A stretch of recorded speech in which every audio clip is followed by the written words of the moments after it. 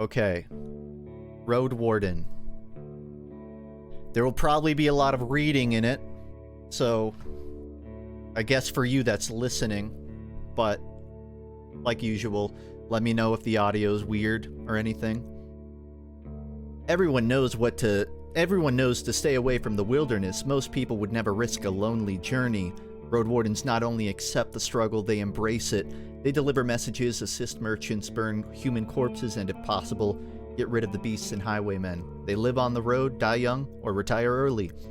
It's a dangerous job, but a respectable one, and it pays well. There's the pitch for the game. I'm a road warden. I ward the road. But am I ready to leave? You know what? Might as well put it to a test. Click your screen. I'm not going to do this for everyone. It would take forever to play the game. But viewer, pick now. 70% for I want to leave the safety of the walls. Glad everyone's looking out for my character.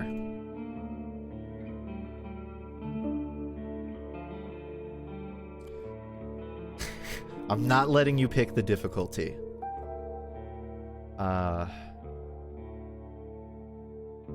For those familiar with RPGs, I would say I'm familiar.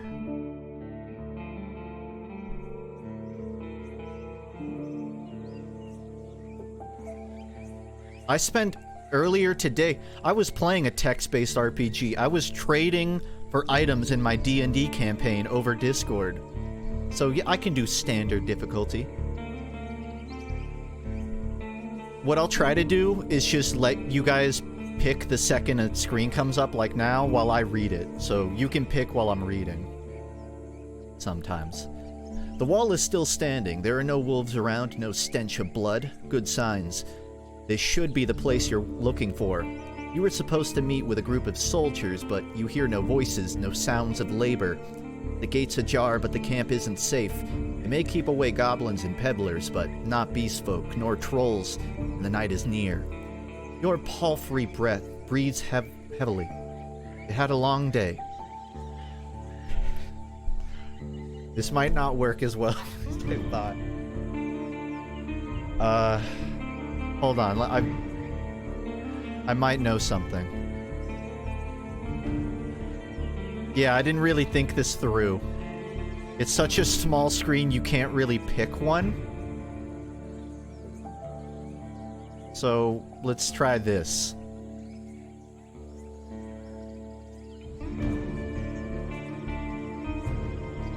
Cut it in 4. Let's just see if making it bigger works.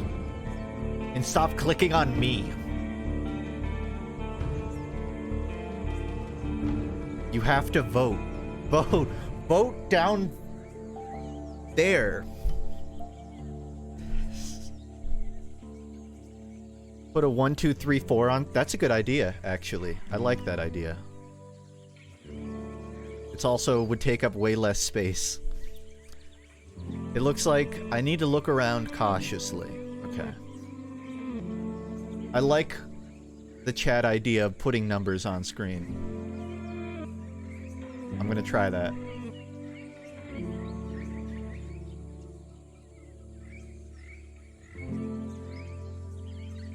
So tiny.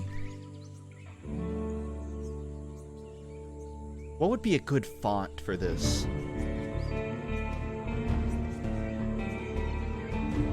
Babas no bold. You can't go wrong with Babas Nua. I don't know where to put it. Determinate impact. Okay, I'll try impact. I want it to be like thin so it doesn't take up too much space.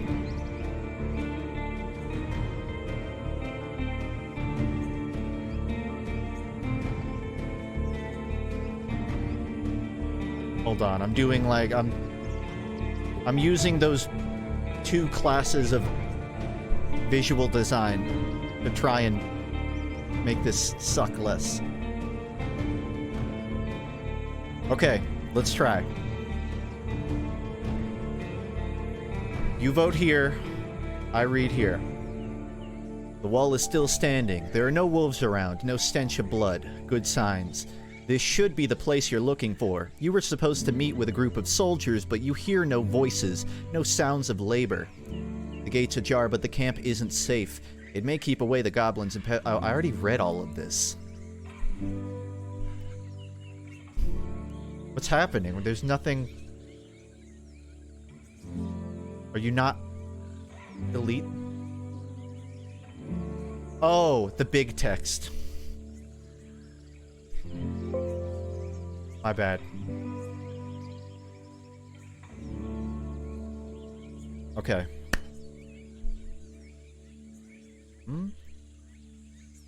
I can't... I think it was 2. Gotta be a little bigger.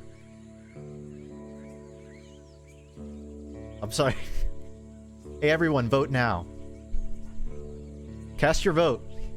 Whoever can catch up to the numbers wins.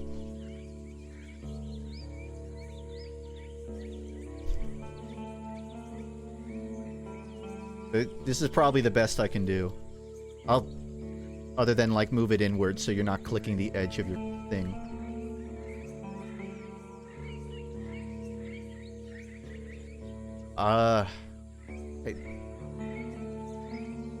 Okay. We'll go with 3. I dismount and sneak to the gate. Let's peek inside.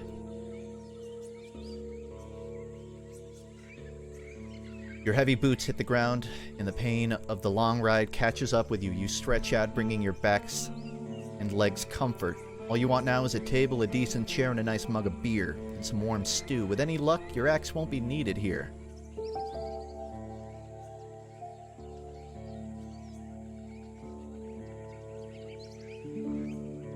If you put the numbers across the bottom, they can be more spread out.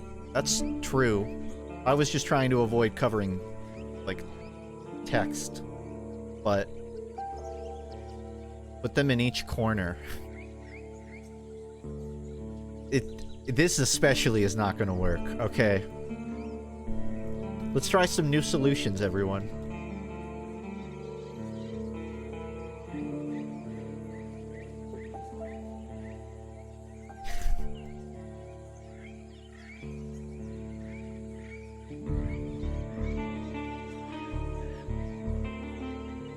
Good enough. I'm trying to do you a solid here and make an outline on it, but... Okay. It is supported.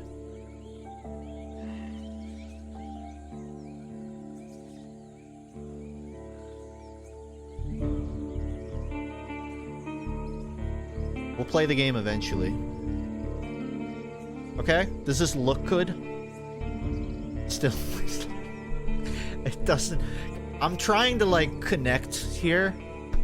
Like, oh, he hasn't streamed in a month. He's not uploading, but at least I see his face, and you don't even get that now. So, thanks. You know what I could do? All right, everyone, cast a vote.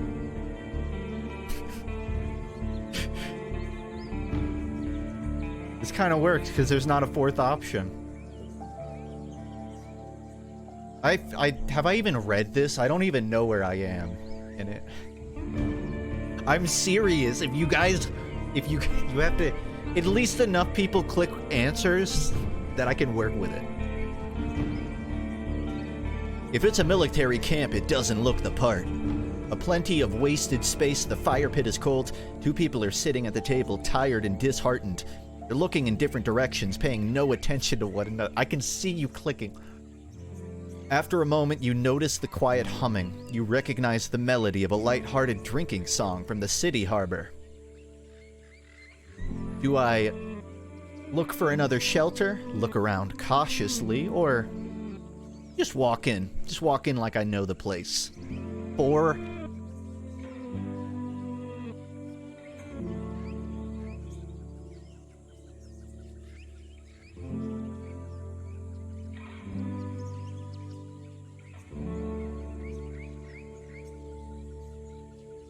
Alright everyone, time to cast a vote. Let's make our decision on what we want to do. And let's be really careful here.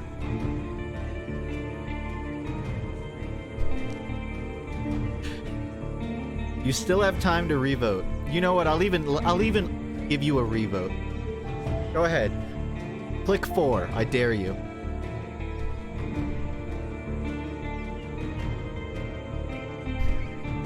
Three it is.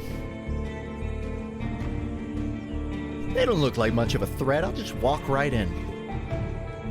It takes them a few breaths to glance in your direction. The first person greets you with a wave of his hand. There are bags under his eyes. His beard is messy. Despite his simple shirt, he's wearing durable, decent boots. A mace with a head covered in iron hangs on his side, but he doesn't reach for it. Taking a look at him again, just like you, at them again, just like you, she's wearing a gamson, but hers is a bit loose, as if she took it off a corpse. Her head shaven, as if she's protecting herself from flesh-eating bugs. Her eyes are weary, yet kind. She smiles. Considering the squad was sent here half a year ago, these two surely look the part. So there should be more of them. 8, you believe.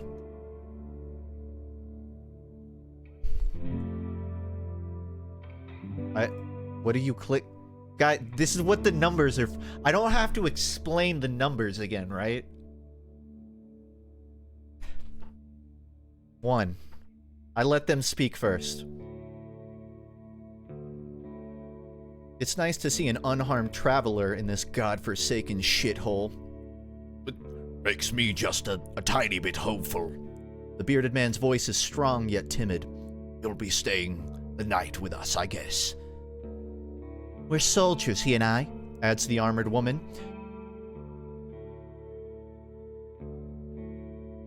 Her moment switches from half asleep to relaxed. We'll do our best to keep the camp safe, but if you were to take the first watch, it would be a huge help. Travelers ought to help each other, wouldn't you say? You think for a moment. To fully rest, you'd need good sleep.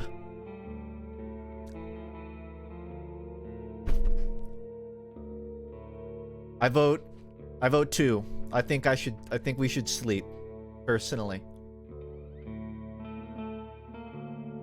They give you one choice because it's a narrative. They're not all 5. There's not. Some of them aren't 4 options. Some of them are 1. It's like clicking continue in a text box. You don't ask, why does this game make me click continue? Why doesn't it just show me 4 paragraphs at once? It's so you don't have to read it all at once. Sure, leave it to me. What's the voice of our character? Hey, chat members, give me a voice for my character, so I can have some consistency here. Fantastic. She rubs her hands together. I don't remember the last time I heard more than half a night of sleep. Had more. The hours before midnight should be the calmest. This is the voice. Just wake us up if anything happens. The man flashes you a wide smile. It's easy for us to wake us up. Just yell. He drinks from his mug.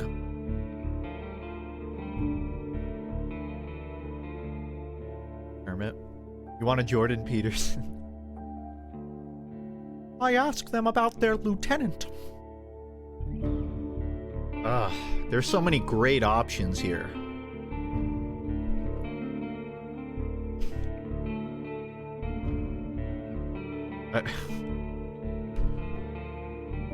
I asked them about their I have to pick one. I wish I could do an impression of Paul Hogan, but my voice isn't computer generated, and I'm not British. I'm just gonna stick with Kermit for this one. You wonder how to phrase your question. Oh wow, 1, 2, 3, 4. We got 5 options now. Okay, I gotta add one, everybody. You Vegeta.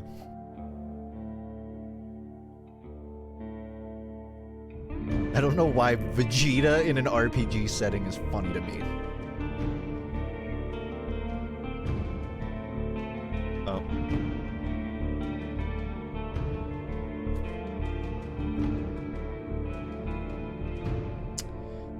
It's a little messy, but it works. Okay, how everyone vote? Kakarot or Kermit? Or Vegeta or Kermit? Am I gonna do like a voice up here? Or am I going to do Kakarot? Kakarot. I'm hitting the gritty Kakarot. By the way, the numbers correlate to the icon. So 1 friendly, 2 playful, 3 distanced, 4 intimidating, 5 vulnerable. Hi-ho, Kakarot.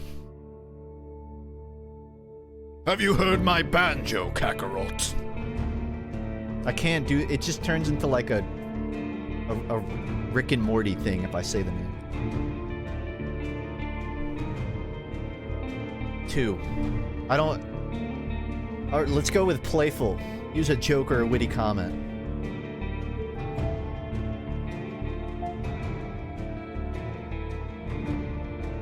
I'm sure you're busy. So if you could just introduce me to your lieutenant. The armored soldier spares you a polite smile. Next time, better schedule a meeting. This place gets really crowded these days. He stands up. He pays little attention to the sword at her side. I figured you aren't here on a walk. Let's say it's me. Let's say it's me and you need to speak with. Are you a messenger? Did you lose your mount? Or are you looking for help? I'm your new Roadwarden. I keep instinctive. So here's the problem. I used to play a D&D character Who talked like this all the time. and he had an accent. So every time I do Vegeta, it ends up sliding upwards. I'm your new Roadwarden. My horse is waiting outside. What did the ocean dove Vegeta sound like?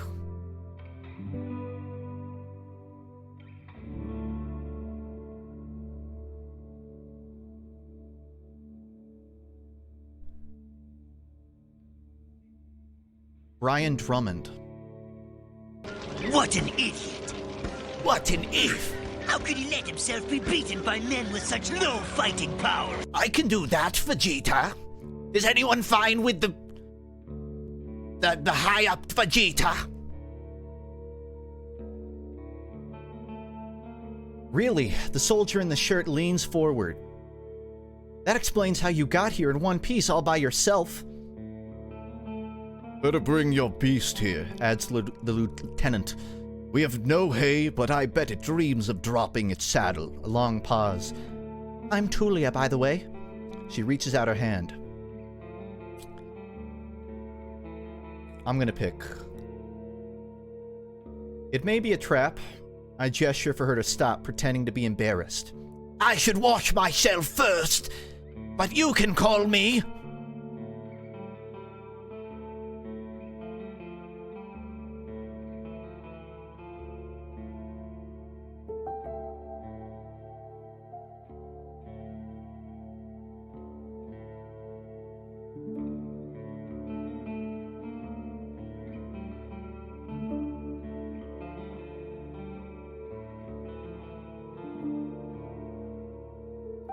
The lieutenant stands with her hand out, but then raises her arms with an awkward smile. Of course, of course. Just keep your horse away from the tents. He steps away. We don't need to smell its dung. We should also prepare for the night, the soldier in the shirt says. Also rises to his feet.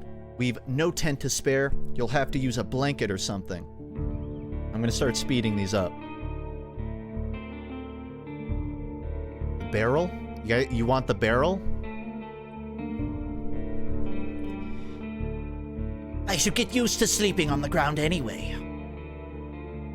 You walk through the gate.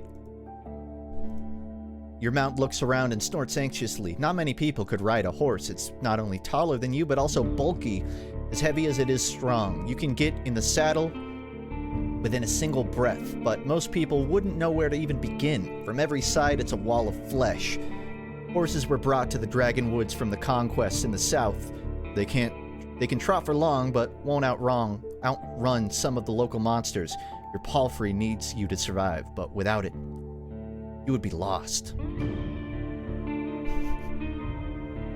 I think I'm at a point where I should just read it with my inner head and then just click one. It feels like that I would be more productive that way. It's my only companion. I want it to feel at ease.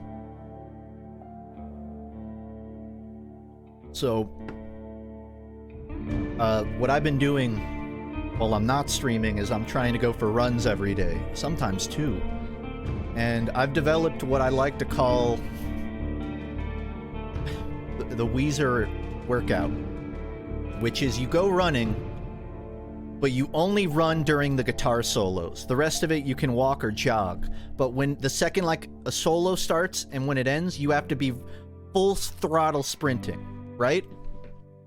And I did that for 5 days, and then I couldn't get up out of a chair. It actually, like, I've noticed I can't run as fast since I started doing that. For 5 days, I'm like, I'm gonna listen to music and run during, like, the solo. And I did it too hard, and I think I permanently fucked up my inner thigh.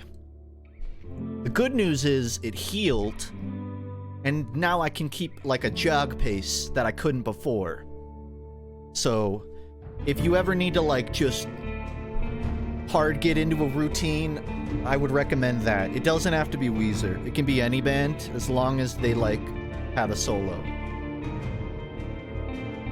I also listened to it, I listened to other stuff when I did that. My palfrey steps towards me, scolding me with another snort. I scratch the bottom of its neck with strength and confidence, just the way it likes. Humans see useful animals and even pets as monsters in disguise. Getting emotionally attached to them is believed to lead humans to their doom. But I know a horse needs companionship. You end up next to the fire pit. Removing the saddle makes the horse nicker with relief. You take a couple of minutes to examine its back just in case. While the riding equipment is not that heavy for such a strong animal, with enough time it starts to chafe. So I didn't know that horses were called palfrey. You learned something. Alright, I want people to vote on this one. I think I'm picking my class. You haven't brought many things and you lost one of the sacks while fleeing the Crimson Corpse Eaters. Worst of all, you have no rope left, but maybe the soldiers could share one. Didn't cost more than 1 dragon bone. Aside from the travel set, you own a few valuable possessions essential for your trade.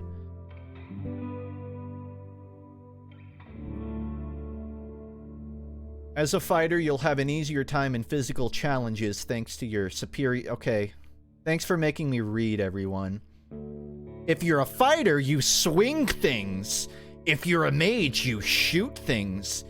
If you're a scholar, you probably read books and shoot things. There you go, everyone.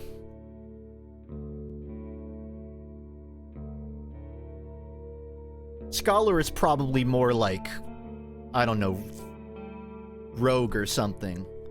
You probably, or not even rogue, you just avoid combat. But you, like, throw fucking vials of fire. The mage uses Pneuma, a versatile but limited pool of energy points that can be spent to cast a few humble spells. Magic won't protect you better than a sharp axe, but as a mage, you'll be able to heal faster while resting, detect magic in a mysterious area, distract beasts with a simple trick, find common tongue of other magic users. I'm a mage.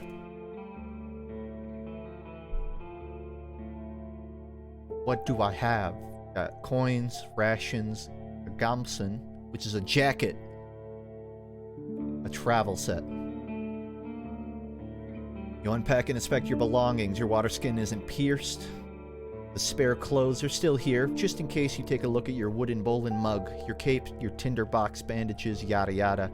From time to time, your routine helps you avoid mistakes, but still not exciting.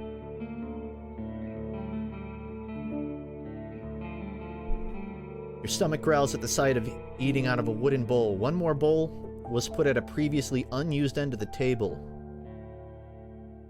You know, if this were a true RPG, I would want to know where this camp is. All I know is I'm in the middle of, like, wooden fences.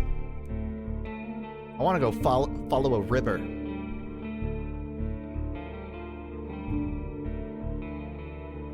What's this game about? It's about what you want it to be. You're traveling, you stop where you want to. I guess you don't stop. I can't really leave yet. I could probably find a way to attack them. I don't want to eat them. They could have poisoned my food. Or they could have made beans on toast. She's focused and chooses her words carefully, looks away, and only when she gathers thoughts she looks away. I'm afraid I can tell you less than I would like to, and less than I should. He nods to the other soldier. As you can see, there's not a lot of us left. At the beginning of summer, there were 8 of us, including our previous lieutenant. 5 are dead. 1's run away in tears. We're also strangers in this land.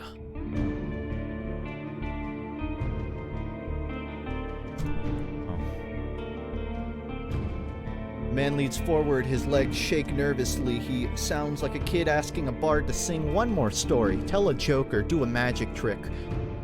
Wait, by the way, just a fun fact about my D&D campaign. So, my DM runs multiple campaigns all in, like, the same homebrew, and sometimes we talk to each other, and I recently learned that my party was talking to another, and they... They described my character as one with a, quote, corrosive personality. So that was a real gut punch when I was talking to someone in a tavern. And they said, oh, you're the guy with the corrosive personality. I was like, yeah. It's not wrong, it's just hurtful. The man leads forward, shaking nervously, sounds like a kid asking a bard. Yeah. What's important here? Who knows how many villages, bandits, or monsters may be found in these unmapped hills and forests. From time to time, new people come here to look for opportunity. Most of them don't return. What happens? Oh. That's a lot. You mean for my character's personality to be that way? Oh, 100%. They're supposed to be corrosive, it's just... I don't play them like, oh, they're a corrosive person. I played them as, like, a little gremlin-y Saul Goodman type character. Like, he's a wise ass, but he works in everyone's interests.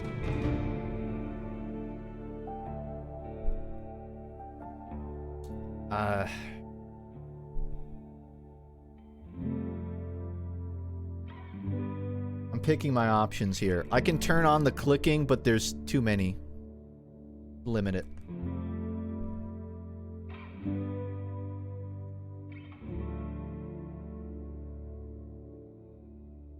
What was your squad's mission? The lieutenant looks into your eyes. You know, the usual. Making the roads safe, keeping people alive. I explained that it may be important for me to know what they have tried to accomplish.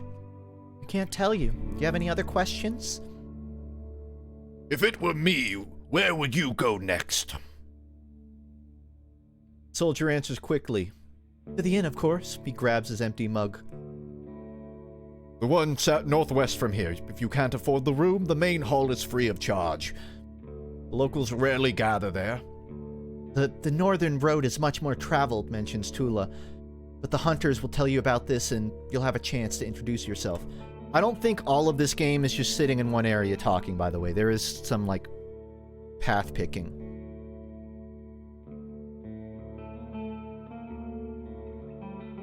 Avoid cheap jokes, stick to the trade, don't waste his time. Well, that's gonna be a problem.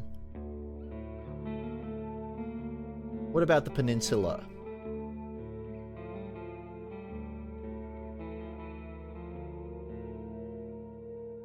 The sea route allows officials to keep in touch. Okay. Because of the rocks, you can hardly stop a ship 5 miles from the shore, and boats can't get much closer. You know, I don't know much about fishing,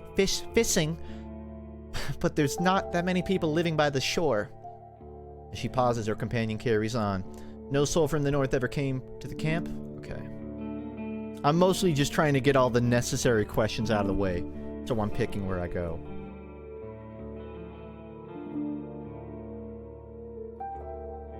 This feels like I'm picking something. This is like my origin story. I'm picking my affiliation. Alright, 1 through 4, chat. I'm a part of a church. I'm in an order of truth. I have a fellowship, or I'm a pagan. I like paganism. Like, I want to be a shaman.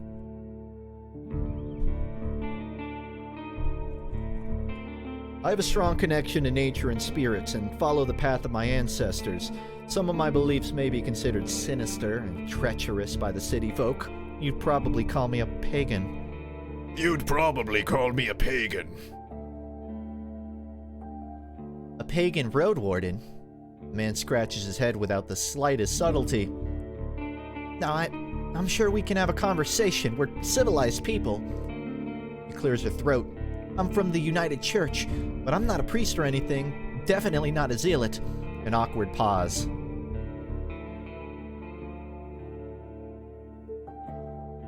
The United Church has spilled the blood of countless pagan tribes, making it clear that who's not with them is against them. Your family shared gruesome stories about the atrocities committed by the priests against your ancestors.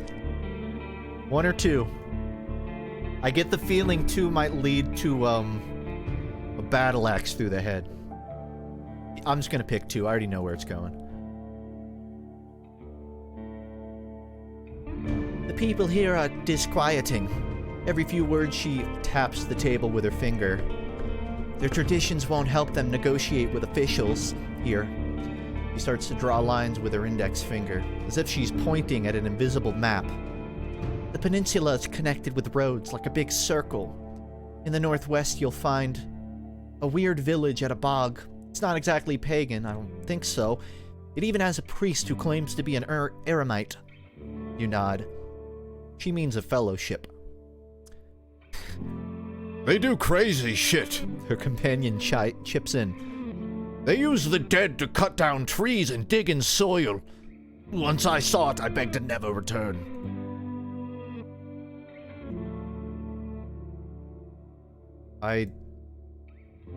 This might be easier if I'm not full screen, because I have to tab out a lot.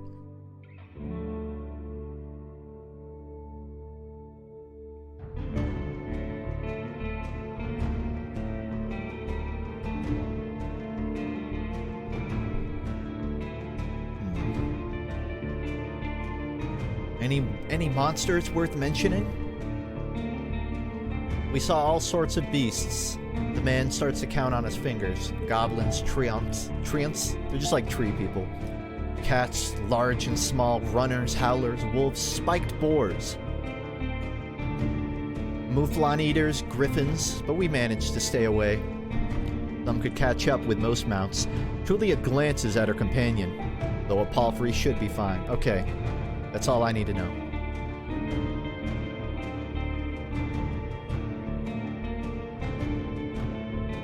Against better judgment, I'm just going to ask her about what I need fast.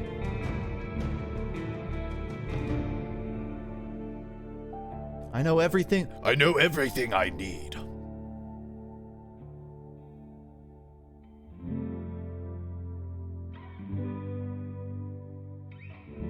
He points to a pile of crates. Just climb up to the tallest one. You'll have a great view of the northern side, the more dangerous side. And also, I know you're tired. After all, that writing. Actually, okay, so that's what a Roadwarden is. This is our base in the middle of the road. I'm a toll worker. God damn it. I thought this was going to be like a badass RPG. I guess you could still be a badass from behind a 2-foot thick wall.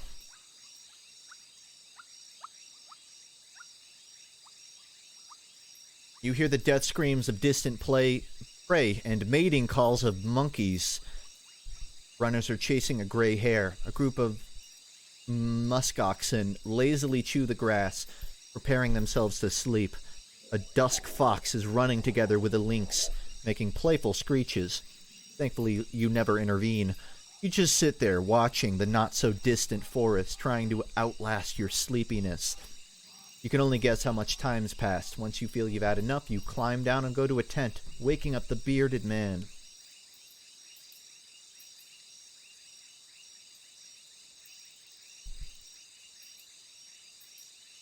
So I have to watch the wall for 40 days.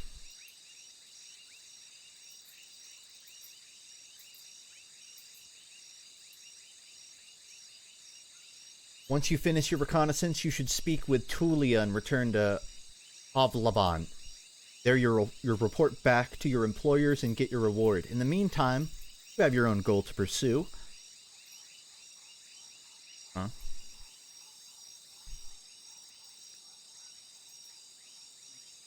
I get to pick my goal. That's nice. There's not a genocide run.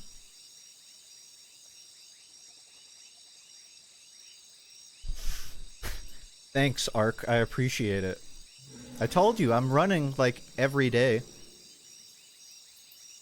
I know this is all I talk about on streams now, but what I've been trying to do, because I'm a method actor, my D&D character has a wall climb speed. They're on the walls all the time. I learned that there are indoor wall climbing places near me. So I'm running more. I try to go swimming in my neighborhood pool. And want to go wall climbing. Which is good because the rest of my day is spent behind a computer, like animating and editing. So God knows I need it. Surprised you're not playing Team Fortress 2. I thought about it, but I wasn't sure about just going pubbing. What I want to do is rent a TF2 server and get a certain rotation of just like there is this one TF2 map I saw. I'm blanking on the name, but it's one where I guess when you hold the objective, you become a giant. So everyone is a normal sized player, but whoever's holding the flag essentially becomes like a Titanfall Titan. And I thought that looks fucking cool, but I don't have a server. So what I'd like to do is maybe rent one out and do some viewer games. Yeah, part of it's why I saw that Vinesauce started streaming TF2, which shocked me. But he was doing like meme maps. Which is what made me, like, go down the list of all the wacky stuff that's been made in the last 5 years. Depending on, how this stream goes, I might do an hour or two of pubs later. I'm enjoying this game, but if I'm stuck on this post for too long, we'll see.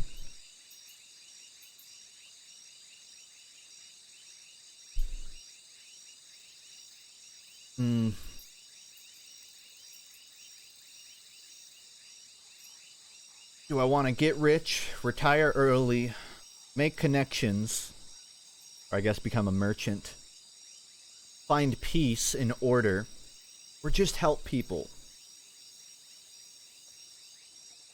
Or reinvent myself? 1, 2, 3, 4, 5. Fuck, where is it?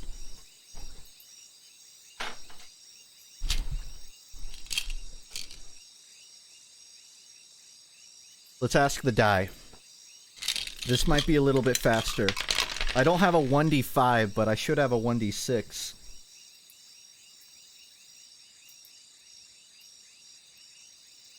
I should, unless I fucked it up. I might have to settle with a 1d8.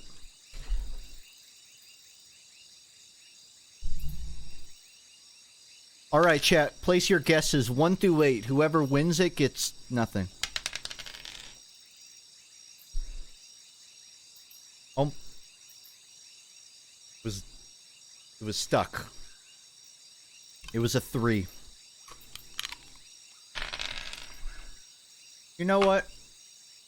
I gather enough connections among the local leaders. I don't... Aw, man. I don't know if I can have, like, a dice cam, unfortunately.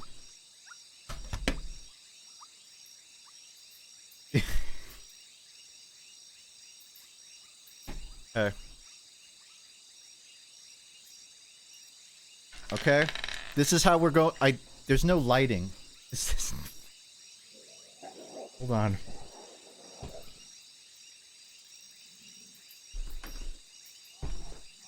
This just feels like the most logical way to do it.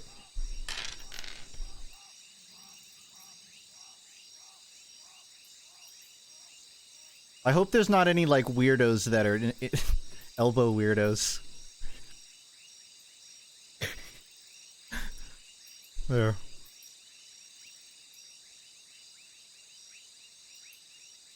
All I can do is rest. Dice stream. This is what I got. They're not the prettiest dice, but it's what I got, okay?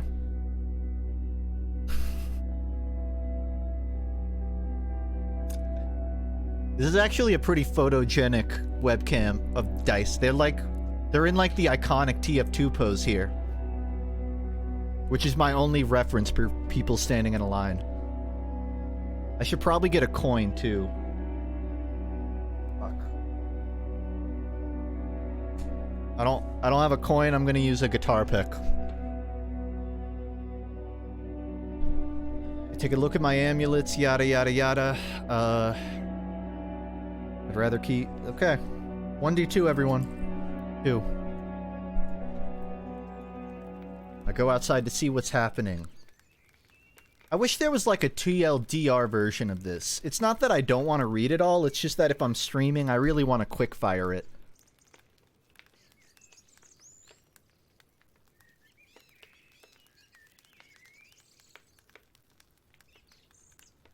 Describe attitudes.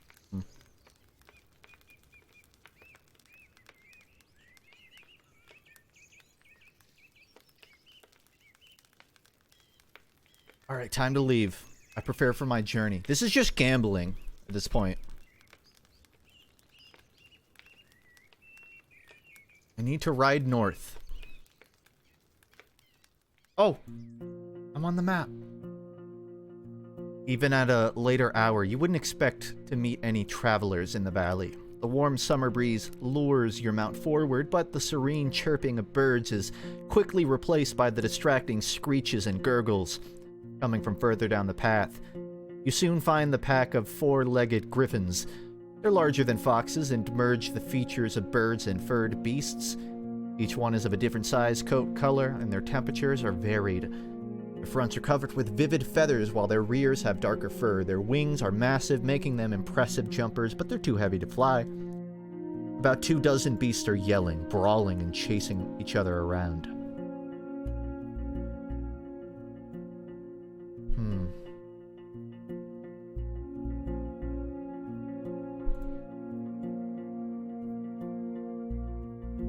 Oh my god, I'm still on the tutorial. No wonder it's so much text.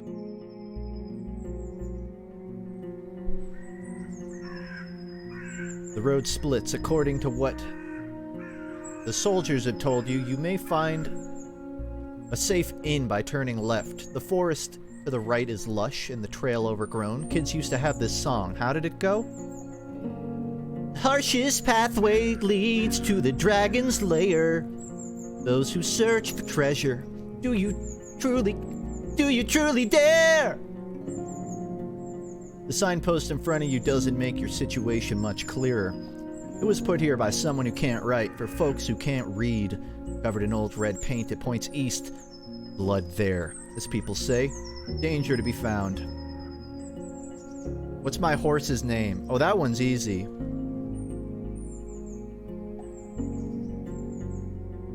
What was Johnny's horse name? Valkyrie was Gyros. What's Johnny's horse's name? Slow Dancer. Oh, I like that more.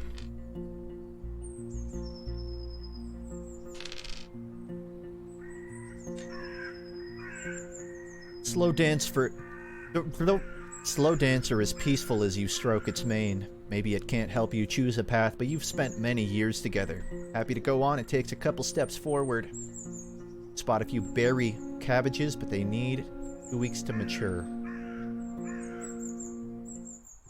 Whoops. I don't want to be here. Yup.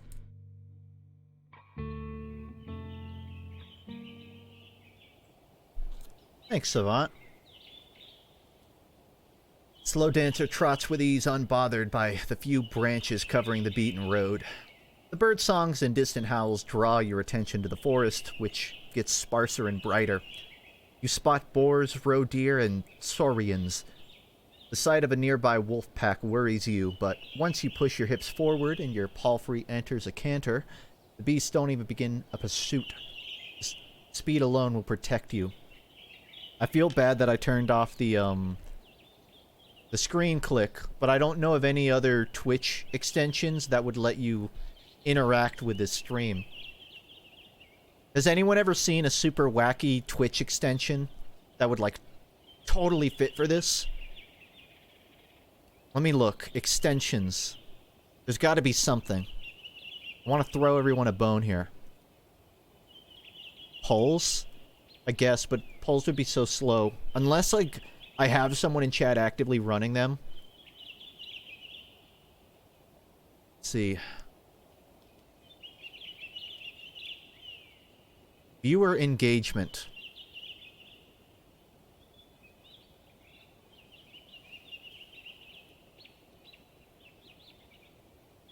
Most of these are just like having emotes on screen.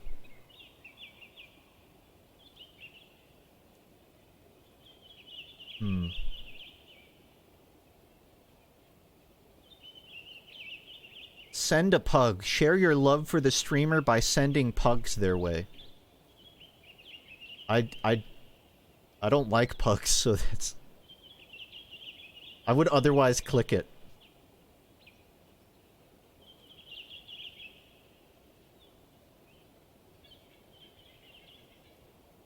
Huh.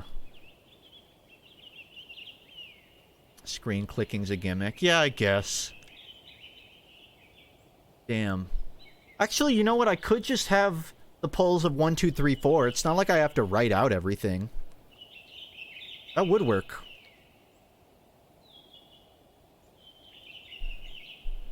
See if I can find a fast way to do that.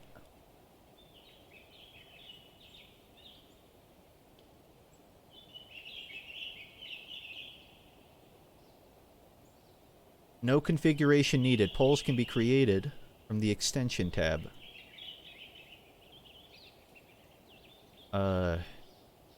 Okay.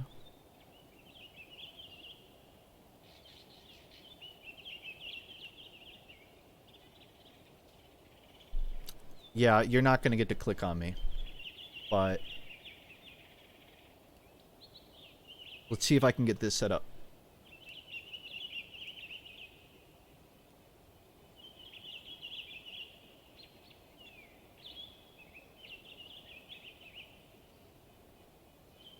It's almost like I'm really outside listening to this.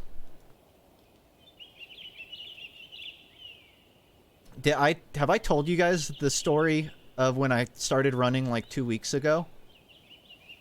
So you know that thing I said about the Weezer workout? I was running to the Pillar Man theme from JoJo. I was just out jogging in my neighborhood.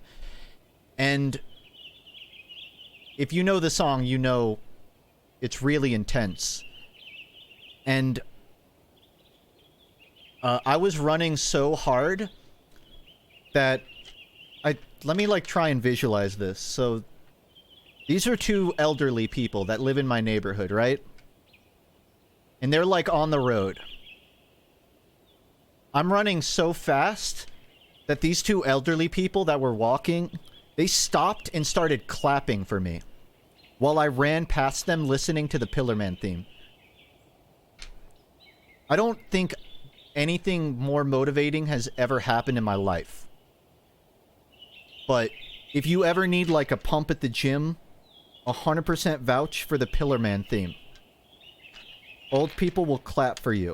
What am I doing? I'm ADHD and I'm playing with fidget toys right now. Anyways, yeah. I actually, what's interesting is I see them every day when I'm outside. Like, it's not like I'm in a small neighborhood. But there's maybe 2 people I recognize when I'm running.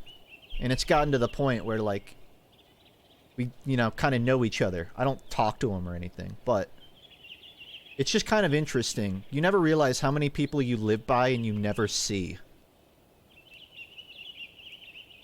I don't know if the poll thing is set up. Add the overlay, which I did. Start my stream, control the extension. I guess I have to start a poll. Somehow. I almost clicked the add button. You. I know I don't need to say it, but I'm sorry to anyone that had to watch, like, any unskippable ad. Anything over 5 seconds to watch this stream. I fucking hate those. When I started streaming a few years ago, you didn't get ads before you started playing. Maybe you got, like, a mid-roll. And they've slowly been adding more and more to it, and I can't do anything to undo those ads. Like, I don't use... I used to at least watch my friends sometimes, but it's at a point where every time I go to them, I have to watch 2 30-second ads, and it's no better than cable. So, I mean, yeah, I do make revenue off of it, but that's not why I stream. I live off my YouTube channel. I stream because I want to interact. Let me know if you see a poll pop up at all on your screen.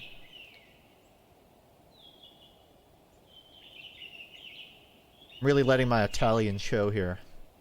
Oh, for anyone that caught the Please Stop Talking podcast, my friends do a podcast. I was on it.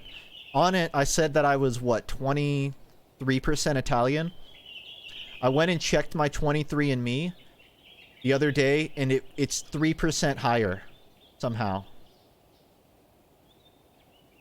It's still going up.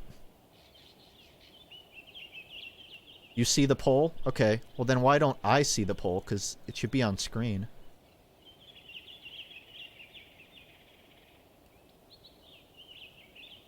Yeah, it literally went up, so I'm 23.3% now.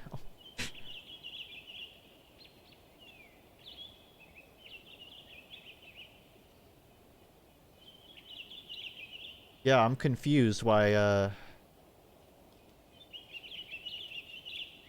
I'm still trying to get it to show on stream, because I don't see what the results are. Even if you can see the poll, I can't. And it won't let me configure for some reason.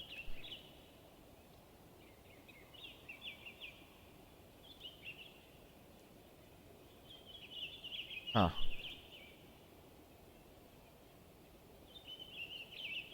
You know, I guess this is just a chatting stream now. I'm not having much luck with this polling, unfortunately.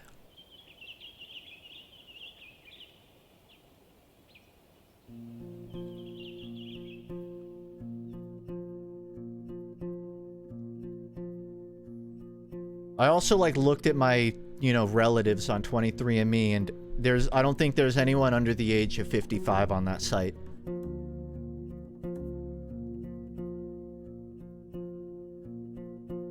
You have to be I am a partner. That's not really the issue. The issue is, I guess, I put in the wrong browser URL. I approached the gate. Oh, this would be a great time to have a poll. Damn.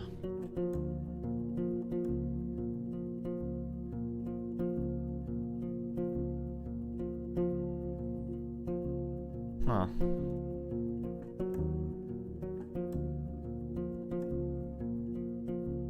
It doesn't recognize slash poll as a command for me. Someone got an ad.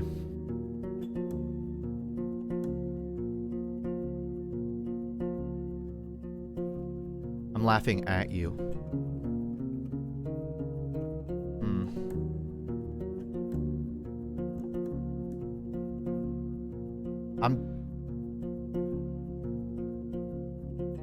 I could probably just, you guys, nah, fuck. You can't just yell out a number 1 through 5. I can't count it. I don't understand. Ugh.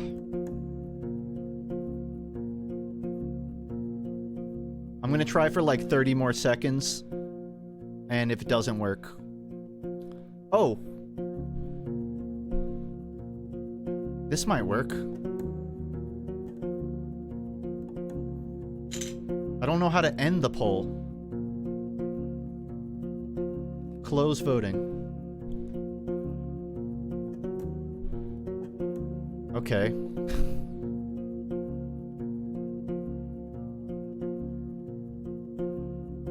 So I can't show it on screen, but what I can do, I have my dashboard open so I can see the polls. And then we can just vote like that. So,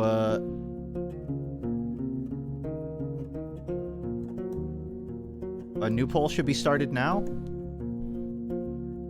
I think.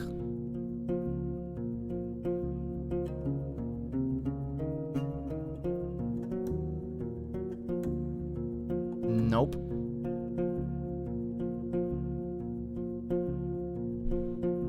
Hinted a threat. I've run the poll, but that wasn't for this. That poll's been up for like 4 minutes.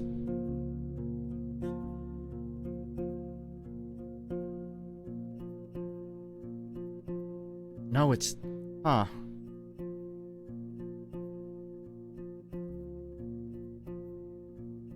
Okay, so what happens is it's, I guess, showing a poll on your screen, but not over your chat. All I can see is chat.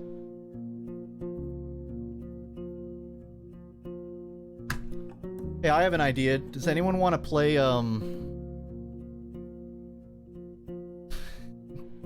something else? Anyone want to play Team Fortress 2? Because I'll bite. I mean, I don't have a server. Oh shit! I totally forgot. Titanfall. How many people are in Titanfall right now? It's probably dropped, but like what, 5,000? 2,000? Ooh, it's dropping. 3,000. That's still a lot. It's on sale. Good news, Titanfall 2 is populated. Bad news, I don't have it downloaded. So, can't really play that.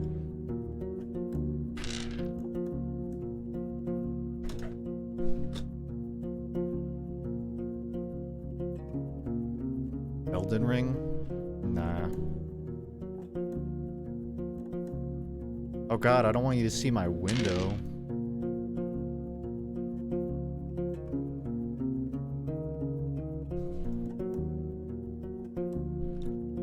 It's a fun game. But if I can't get polling set up right now, I really would rather not make everyone watch me troubleshoot for another 20 minutes. So maybe I do a rain check on this,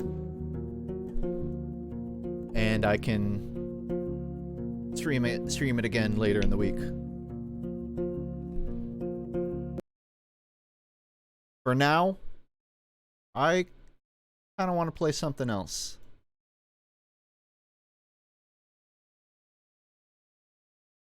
What do I really want to play? What do I really want to play?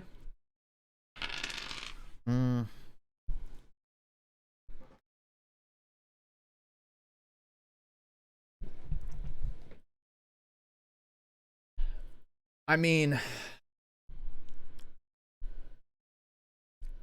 I really want to boot up Smite, but I have self-control, so I'm not going to do that.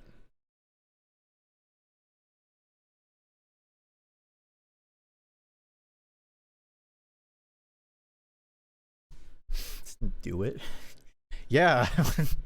Let's boot up Smite and just ruined 100 people's day by making you watch Smite. Also, I'm not that good at Smite. It's not like I'm a freaking god at it. Descend into Smite. I haven't played Smite in like... I haven't streamed in like 3 years. I did download Gloomwood that I want to play, but I didn't want to commit to starting a game today. I never want to do that.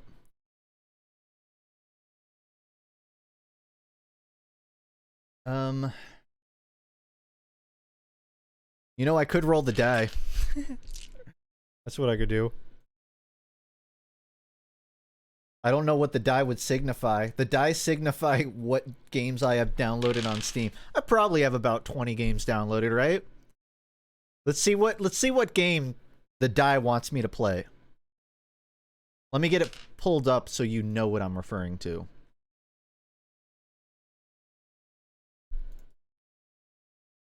Peggle, is Peggle on Steam?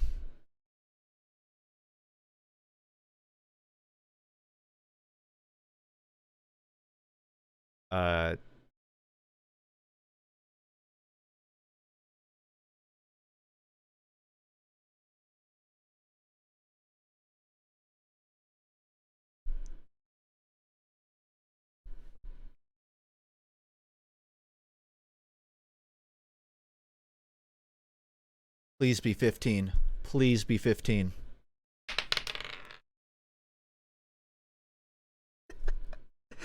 No fucking way. It's a 1. We just have to... We're gonna re-roll that. Alright. We're gonna re-roll it. If it lands on Mocap Fusion, I don't know what to tell you guys because that's not a video game. I'll show you it first, so you know I'm not lying. 16.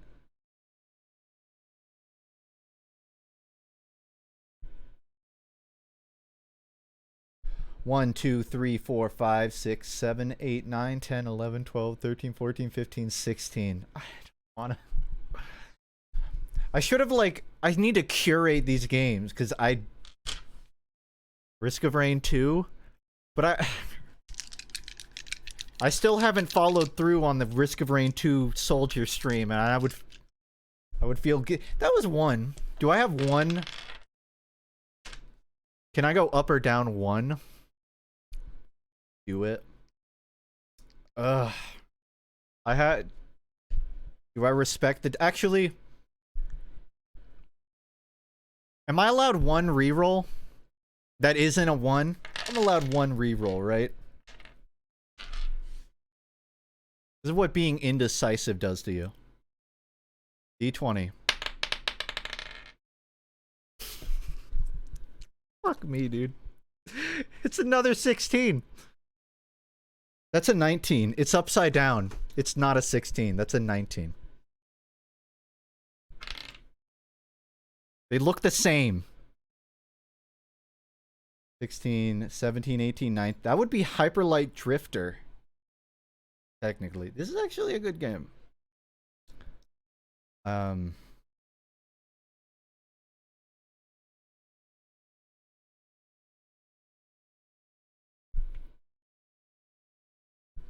about I do what the dice lands on, but I only play it for 1 minute.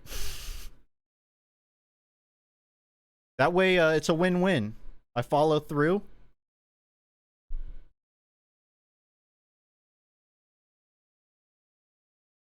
Play Blender. I do have work I'm procrastinating.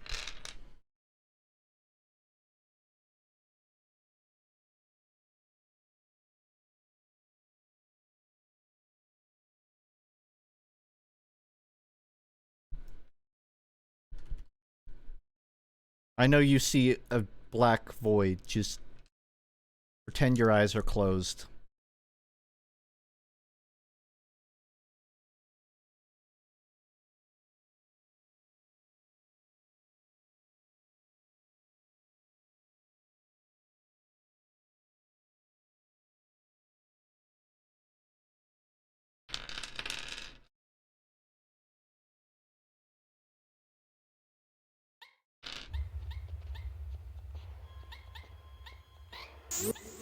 Alright, I'll play it, but I'll play it for 1 minute.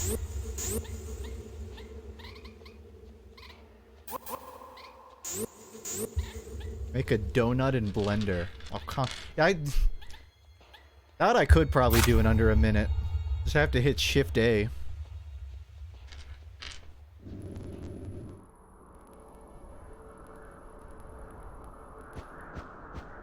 How far am I into this? I played 20 total minutes. And I don't remember where I'm going.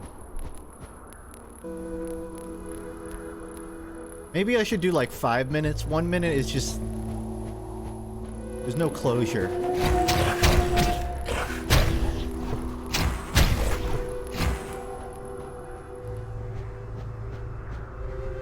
One minute's plenty? Okay. Just everyone yell out minute when you think it's been 60 seconds since I started playing. That'll be my timer.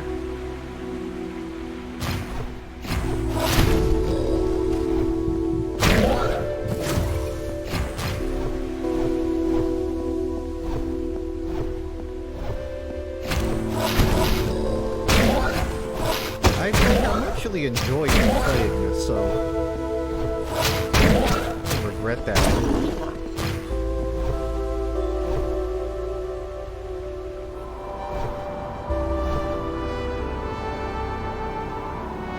I don't have a clock on my screen, unfortunately. One more. Okay, it's been a minute. Good game. Great game, everyone. Hyper Light Drifter. Or like Hyper Fast Review. 1d20. 10. 1, 2, 3, 4, 5, 6, 7, 8, 9. 10.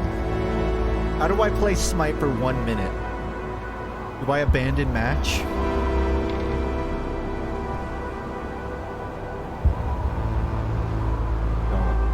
That one doesn't... I can't, because it's not how the game works.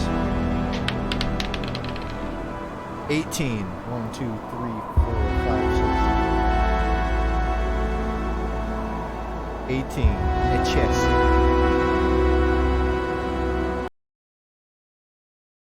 Let me get a timer up, if I can.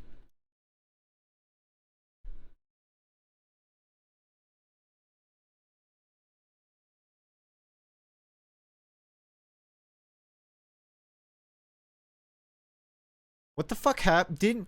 Okay. Okay, it does work. Sometimes when I Google 1 minute timer, it doesn't automatically start one.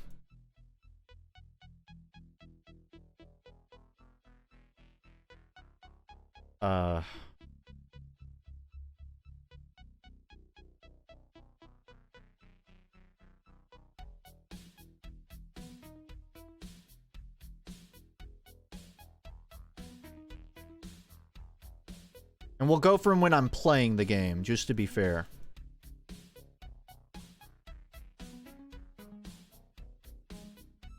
It looks like I'm doing a speed run now.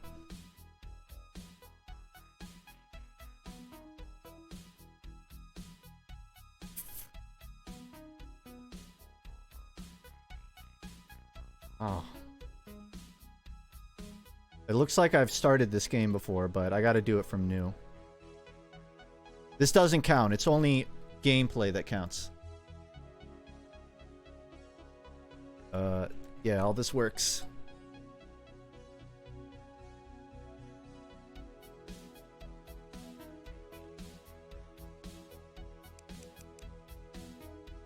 I can't see my mouse.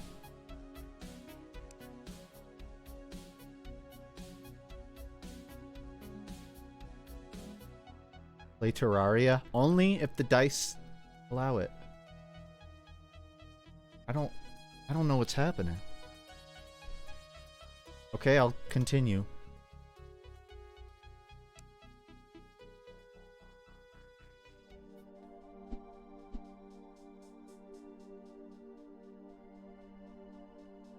So, Necesse is a mix of Terraria with a pseudo 3D. So it incorporates more Minecraft elements based on the existence of up and down. And the game doesn't work if you tab out of it. Amazingly. As you can see here, I have 30 seconds and I can't click the respawn button. Okay.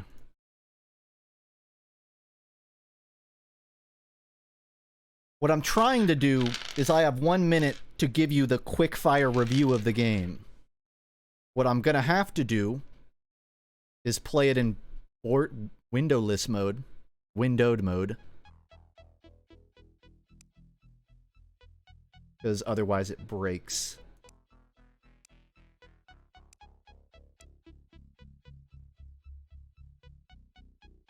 That's so weird. You see my mouse, but I don't. Okay.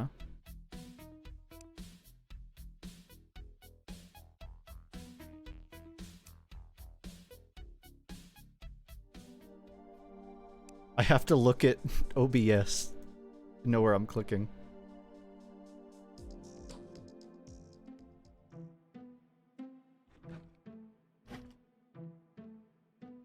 Okay, so it incorporates all of the elements of your typical creative survival game, but with the inclusion of a rim world camera angle, and that's really about it.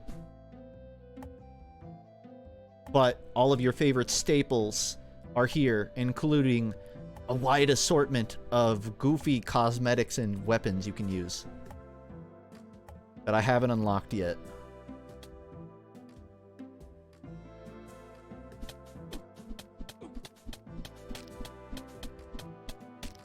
I thought that bunny was shooting arrows at me. Not. Okay. And there you go. God. That's niechase.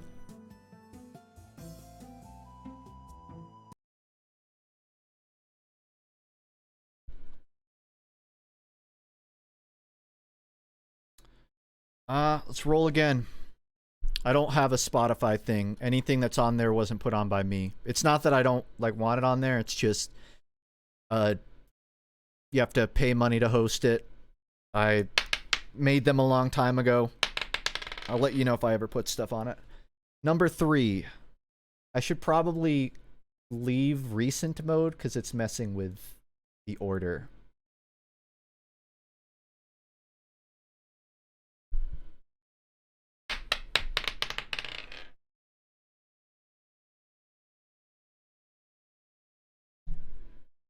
$16.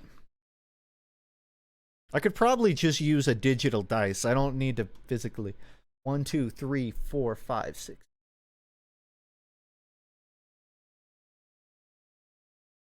Furry. Fury. It rolled Fury. This is actually a good game. I should really have played more of it. It's F-U-R-I.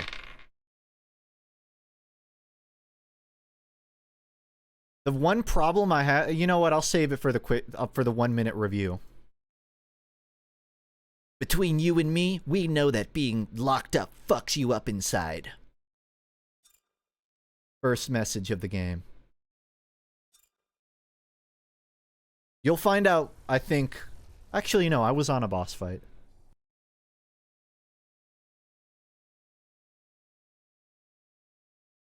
I think I got rid of the thing.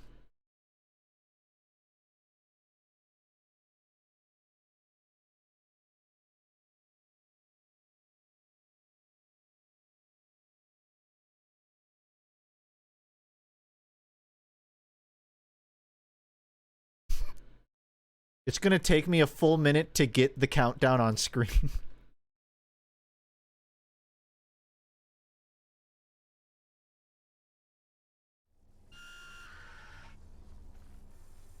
So what I will say about this game, it's really made more for controller, but it's a boss fight rush game. It doesn't really have voice acting or that high of a budget. There's a lot of weird sections where you're just walking in between boss fights, and it doesn't work super well, but the boss fights themselves are great. This is the second boss fight in the game that I'm on, which is this robot in a prison, I think.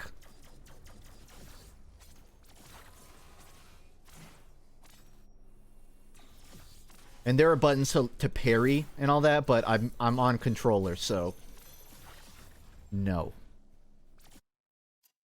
Also, there is music. I just turned it off because I was listening to the Metal Gear Rising soundtrack when I was playing it.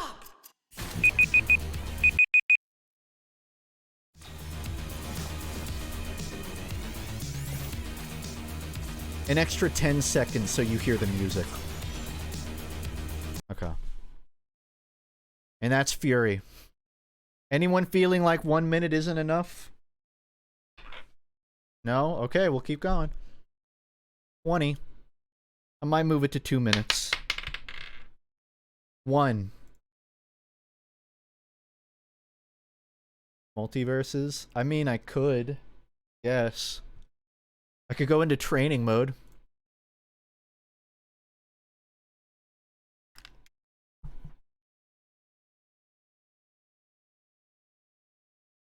It was right here. It just wasn't plugged in. Play 1 round.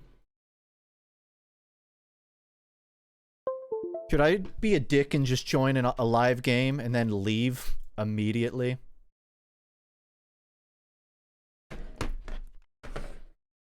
After a minute.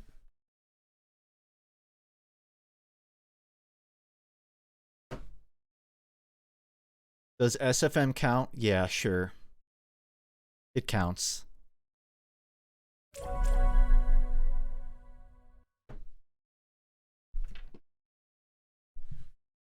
Anything counts if it's on there. I could even show uninstalled games and pick ones that are a small download. But if I'm doing that, then I'm raising the number to 5 minutes. I'm not downloading stuff to play it for 1 minute.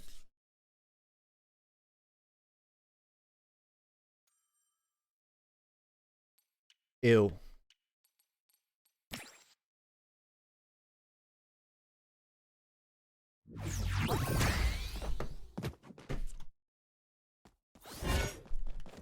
Okay, so Multiverses is an iteration of the platform fighter. You could compare it to something like Smash Bros, but it's a bit... I don't want to say forgiving, but there's a lot less heavy knockback. It's not as, like, mechanically depthful, to my knowledge. It's built around 2v2. I main Finn, second main Steven universe, and I do a little bit of Garnet. The game isn't super fun when you're just getting... I don't know, when you're playing against bugs. Not because it's, like, broken, but just because there's props everywhere. And I hope they add the Animaniacs. Oh, and also, fuck games that don't let you have all characters unlocked. Or even buy all the characters in a bundle. And you gotta buy them all individually. I hate that. And there you go. There's your 1 minute review of Multiverses. I'm sure... I'm gonna add text on my stream, because some people might be super confused when they come here.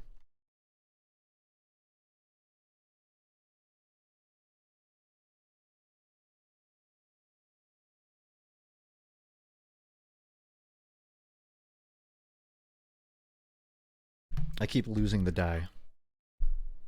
1d20. 2.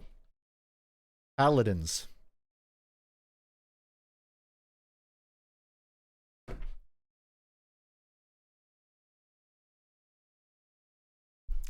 If I started the timer from when I boot up, I just wouldn't be able to play the game at all because they all take 2 minutes to start. I'm not going to play an actual match. I guess I could just start the review when I'm booting up and then start the timer when I'm in game. So here's what you need to know about Paladins. Paladins is more fun than Overwatch 1, but less fun than Overwatch 2. It's the middle ground.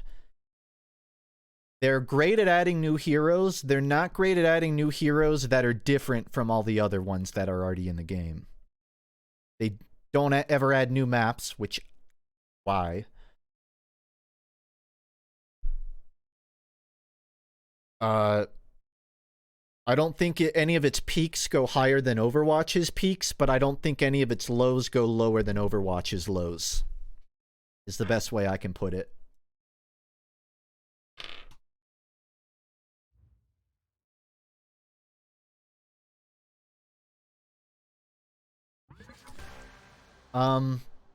They add a lot of characters with big titties.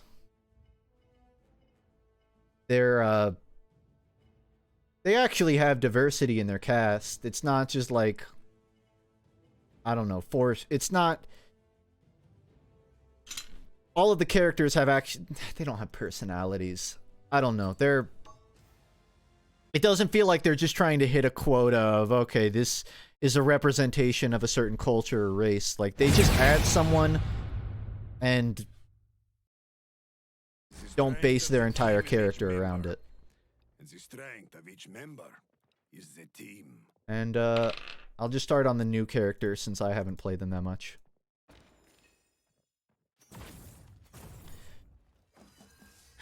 I feel like I already said everything is the problem. So where else do I go from here? So I'll say more about what I said earlier. The hybrid mode in Paladins, where you're capping mid and pushing it to the end. It's less fun than Overwatch's new escort map, but it's one of my favorite like game modes for any team-based shooter. I don't know how Paladins manages to stay afloat. I would guess it's probably their battle passes. Their player base is somehow consistent. I'm not saying that like I don't think they deserve it. It's just like, it's almost like an anomaly. Like, why do people play this game? It's probably because it's free Overwatch. And who knows if that's going to stick when they make Overwatch 2 free PvP. Boom.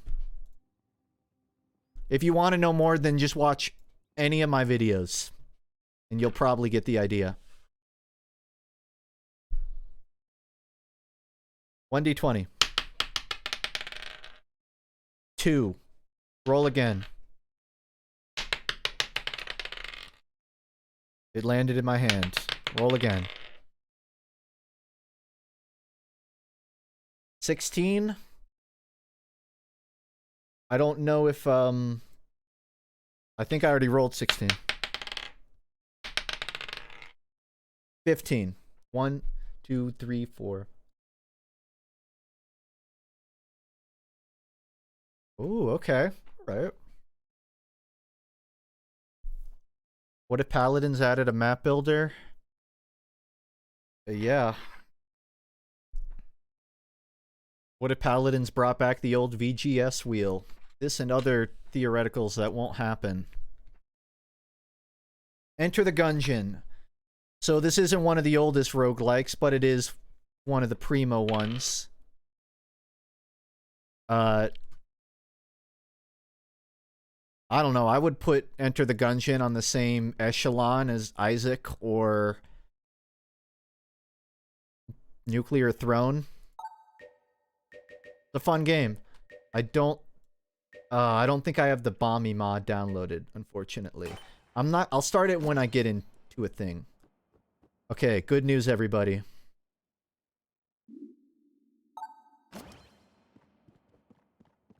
Shout out to Phil's Pills for making a mod of Gungeon.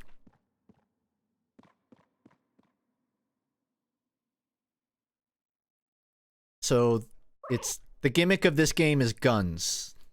If you couldn't clue into it already. There's a lot of weird guns. There's like a gun that shoots mail. There's, you know, just a cannonball. There's laser guns. There's a gun that shoots guns. And all your enemies are bullets, right? Otherwise, it's pretty stuck to the formula of any roguelike. You gotta clear floors. You gotta kill a boss now and then. But it's all really fun and polished. There's a shop. Don't shoot in the shop. Just don't. There is music.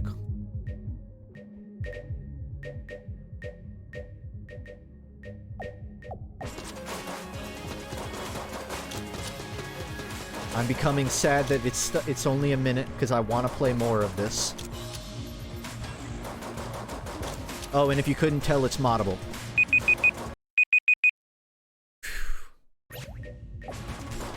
And it's and you should play it. Oh, and they have like some spin-off games. I don't remember what it's called, but like there's other Gungeon games.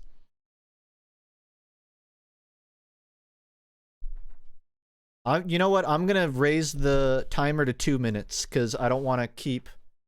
I'd rather go over than under for this. Rolling. 20. Nat 20, baby!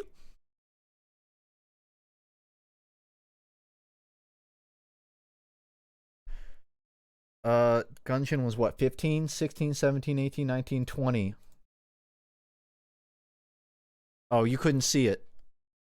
It landed on the Mega Man X collection.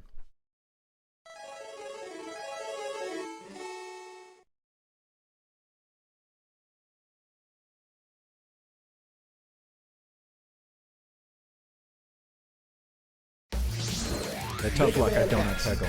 Legacy Collection. I didn't grow up with Mega Man X. It's a game I picked up just through Steam. I played through 1. I started 2. I'll just start 3, I guess. Well, nah. Play through 1 I've already played.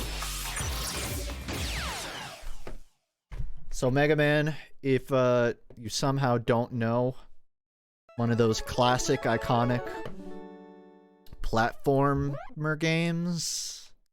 I don't really know what I would land the genre of it in. Not really like a Metroidvania.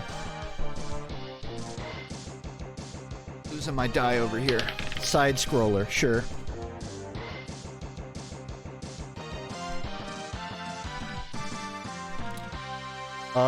Game was made in what, the fucking 90s, 80s, maybe even the 70s.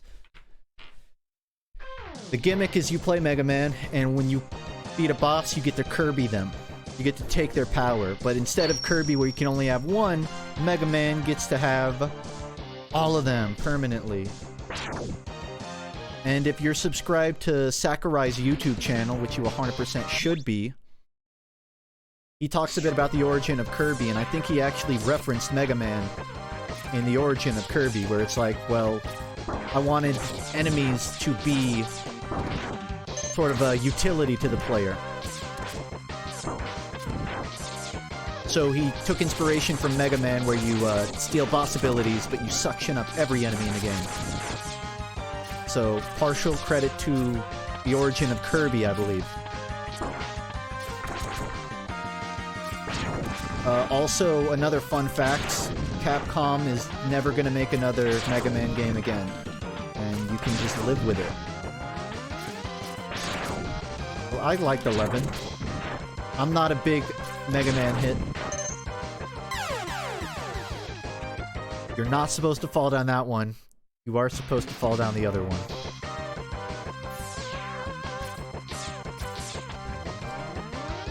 And this isn't the first Mega Man game, by the way. Mega Man X, the spiritual successor.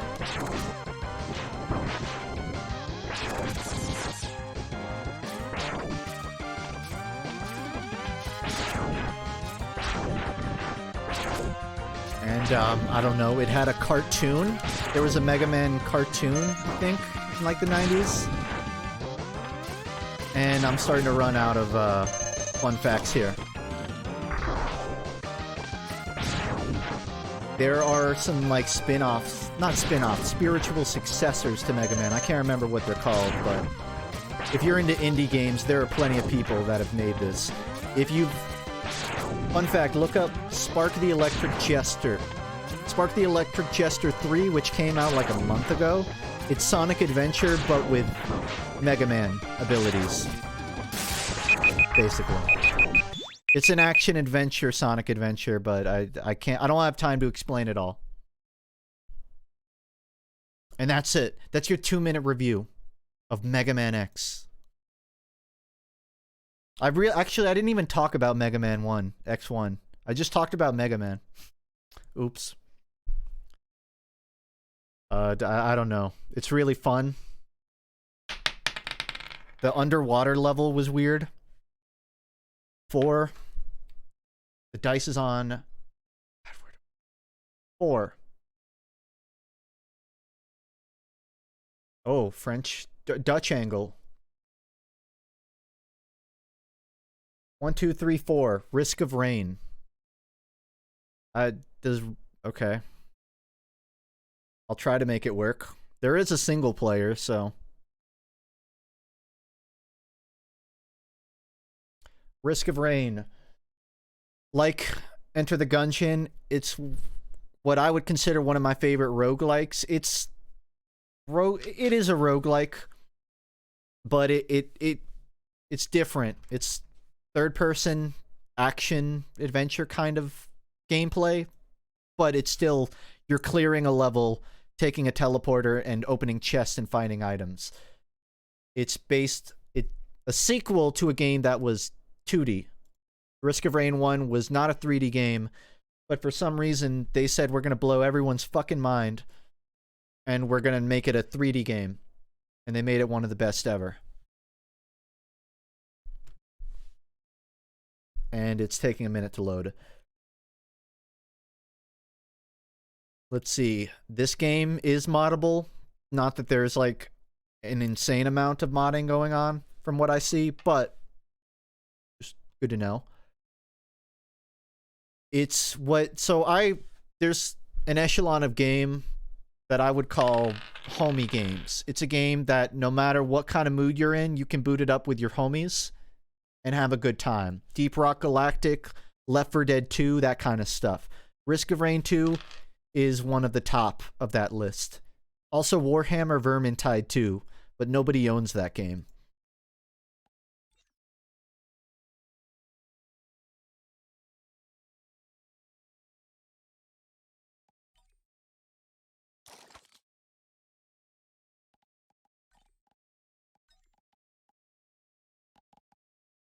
Oh, I don't have the soldier mod. I didn't boot up through the launcher, so I'll just have to play with something else.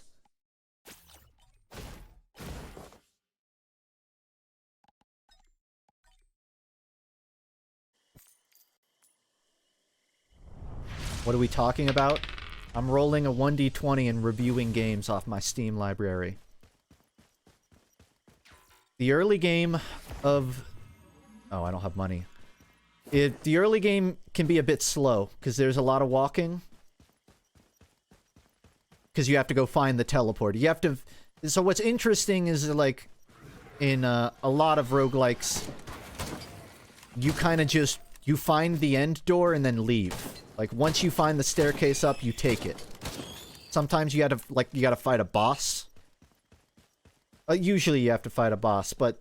Sometimes it's just about finding the door. In Risk of Rain 2, you find the door and then the level begins, essentially. Because you have to... I didn't start the... I see you. You want me to keep playing it.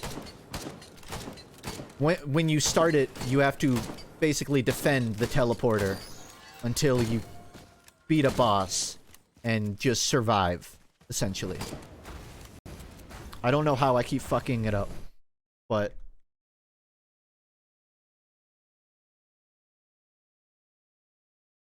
It doesn't hurt to have extra time on this review. That's what I'll say.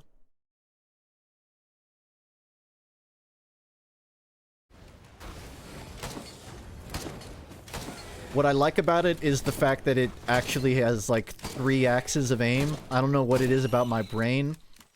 A lot of roguelikes, they're 2D, so you can look around, but that's it.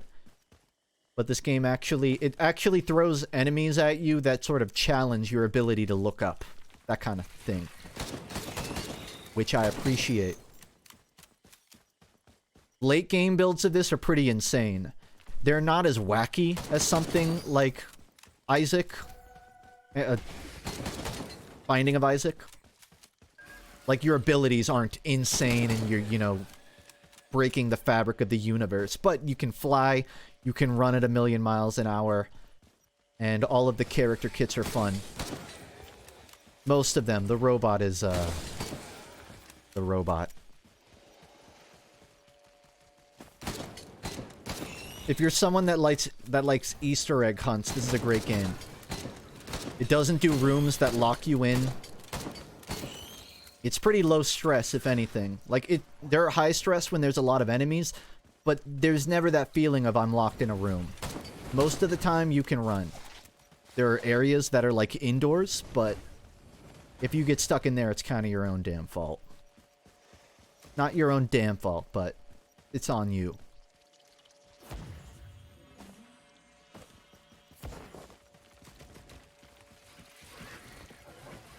Also, the levels aren't, like, really different.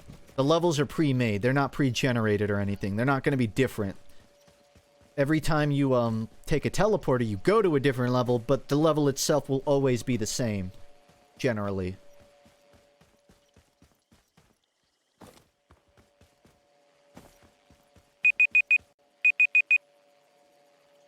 Great DLC.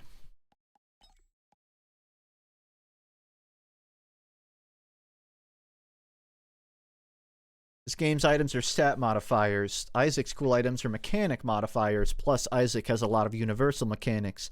That's about the different characters. There's another explanation by Days in chat. Wrong dice. I'll do this a few more times. I can't do this at past 7.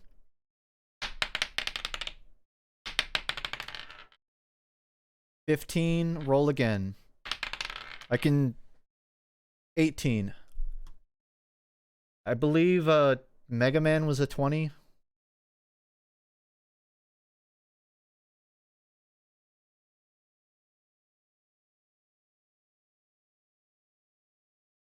Roll again. I'm gonna do one with my uninstalleds. See what happens.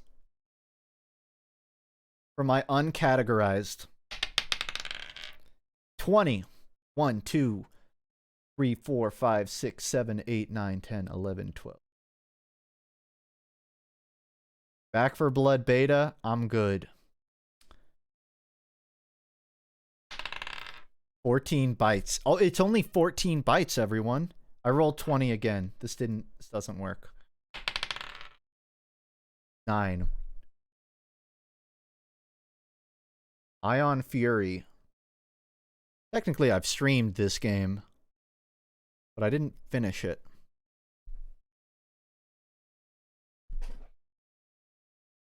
Oh, okay.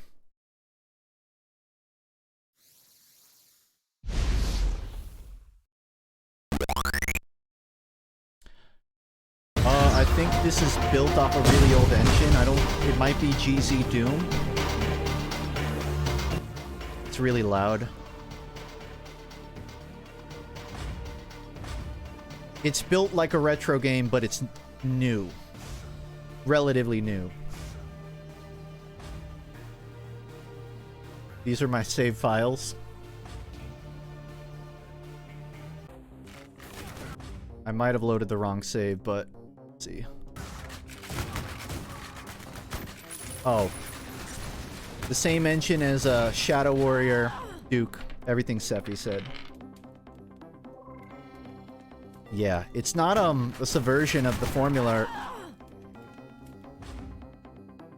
It's very much what the fuck are these names? I don't know which of these to use.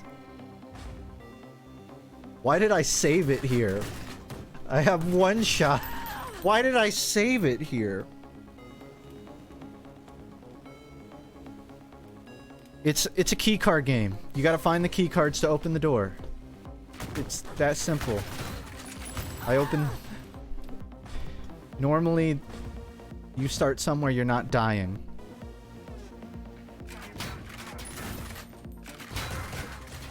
This is pretty far back, I think.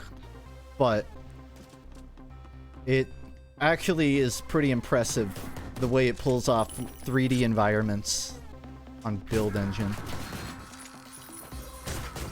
It's probably a fucking miracle that this game exists.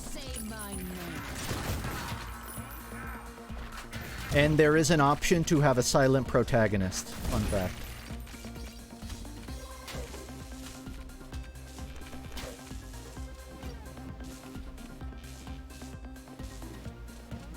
The last fun fact I can do in 30 seconds is that I stopped playing this game because I was lost. I only remember I came through like a secret vent.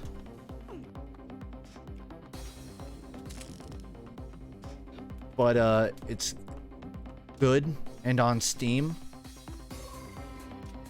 You know, Samus Aran type protagonist, but she's as annoying as Duke Nukem.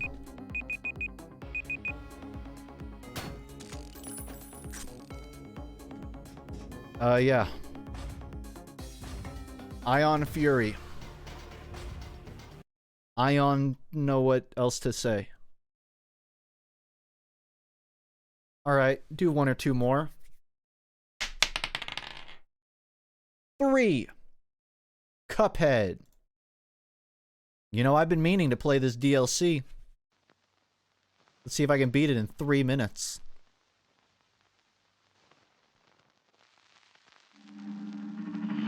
Cuphead, it was a hit sensation, primarily because all of its assets were made analog.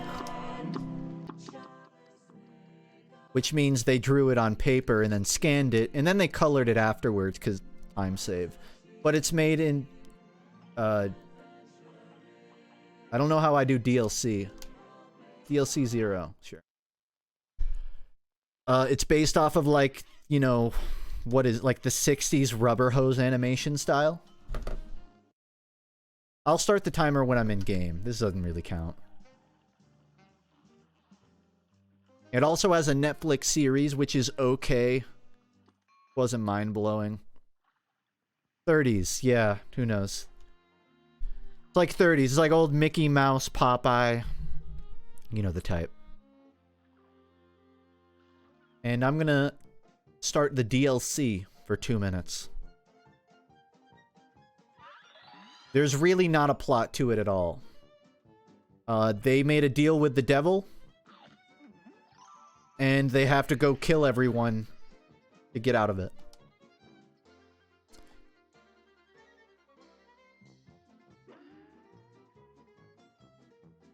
There is a bit more lore to the TV show. But the TV show is not rubber hose, but it imitates it pretty well. Chef Saltbaker, the greatest chef in all the lands.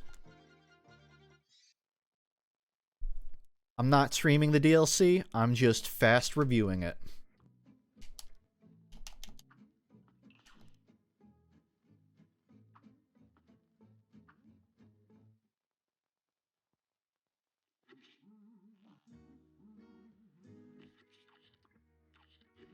I mean, it's what if you somehow have never seen Cuphead, all you need to see is one boss fight to kind of totally know the game. I could sit here and explain to you what, like, the shooting mechanics are,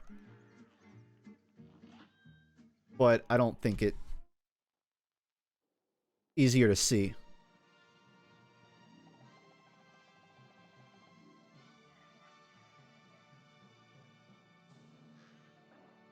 I can't tell if I'm playing mini games or I don't know what the DLC is, but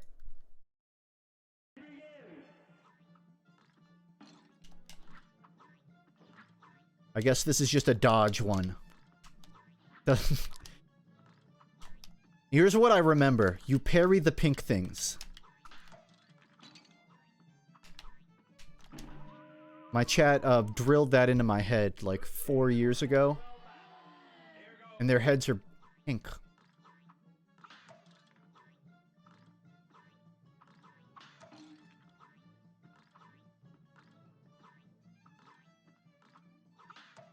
I don't know what else to say.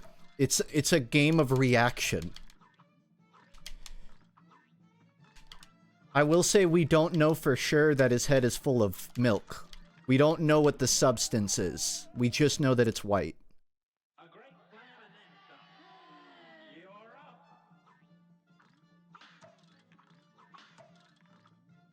We also know that the handle is not like hair. Like, it doesn't grow back. I know canonically in the Cuphead universe, when cups grow up, they lose their baby handle, I think. I can't remember if that was a real part of the plot. But there's an episode where Mugman loses his handle, and their dad is like, oh, that's normal, but it's not normal, and he has to glue it back onto his head. So we don't really know if that's part of their body, because it wasn't painful for him to lose the handle, but it was like emotionally painful. Like he felt sort of naked without it.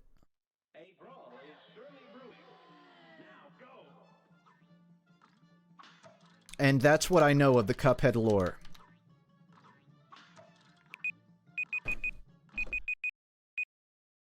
And I'm sorry you have to listen to that noise every time.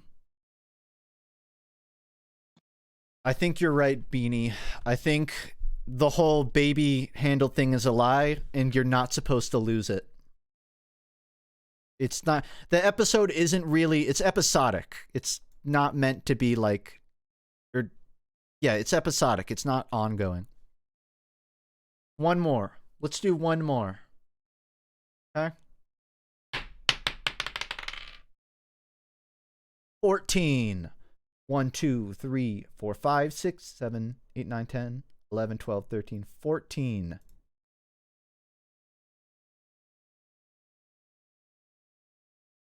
Oh no, it would actually be Postal Brain Damaged. I would rather play Nuclear Throne. Plus, you can kind of play Nuclear Throne for 2 minutes. Also, this is a throwback. FUNKe, do you like movement and platformers? Yeah, are you about to tell me about Spark the Electric Jester 2? Because if so... No. No. Or 3. I know, the one that just came out. I had it mixed up. But yeah, Spark. I played like an hour or 2 of it. I've seen some of what you posted about it on the forum. I agree that it's underrated. I don't know why people aren't talking about it. They're like, it's a great game. The writing is fucking weird. This is, you know what, it would be a 2-minute review of that would be good, but I already rolled Nuclear Throne. And I've talked about it this stream. So, this is Nuclear Throne. It's not one of the first roguelikes, but it is kind of one of the OGs, you know. At the very least, this was sort of my introduction to the genre. I am not as good at it as you might think. Hell, I don't even remember shit about it. What I will say is, if you know what a roguelike is, you know what Nuclear Throne is.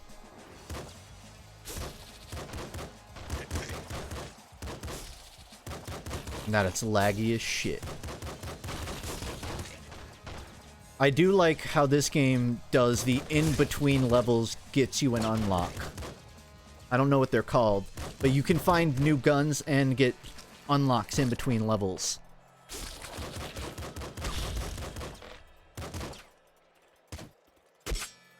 There are a lot of roguelikes that kind of are filled with bullshit and filler. I wasn't super into Rogue Legacy, because there's a lot of walking through hallways and fighting very similar platforms. And you can, like, I think Nuclear Throne accepts, like, it's not... There are characters that can dodge, and it is about the movement in some way.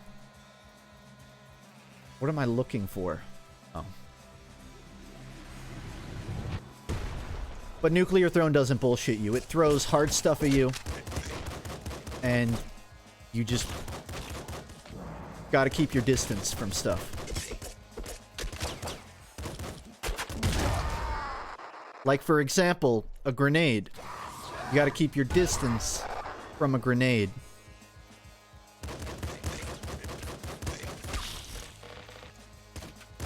Also, sick art style.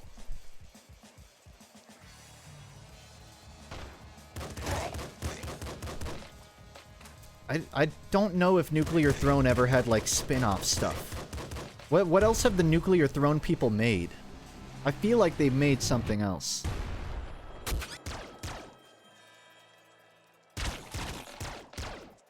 Anyways, Rogue Legacy is mostly just about hitting your shots. At least on this character.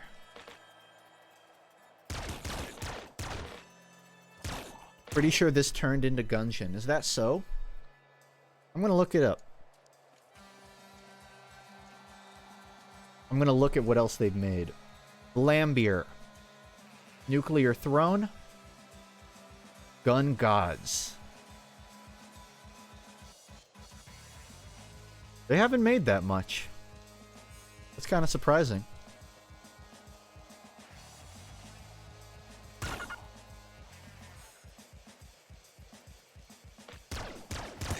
I said it was the last one, so I might as well keep playing. Review's over. I'm just enjoying myself now.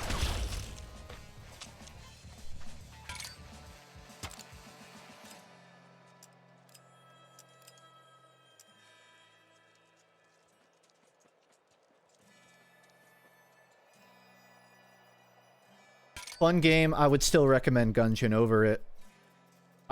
I feel like Nuclear Throne has been outpaced by other roguelikes. I'll say that. I don't think it's like the best anymore.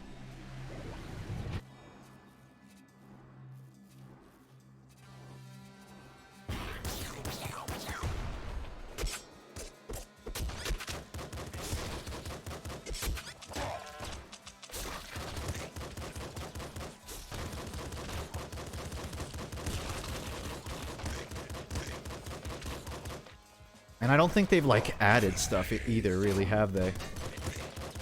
It's really the same game.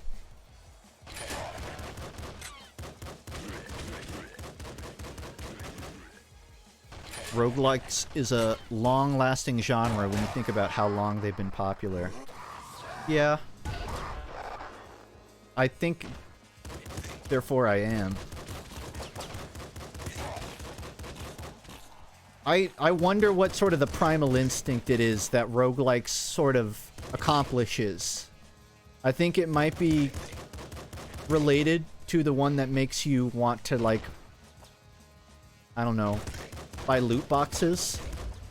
Only it's a bit less predatory. It's that feeling of, you get to see your character unlock this random really powerful thing. You don't have to spend money. You just get to instantly use it. And seeing sort of all of the mutations and iterations, like, every run feels different. It doesn't really feel like you're playing the same game. As long as you know it's not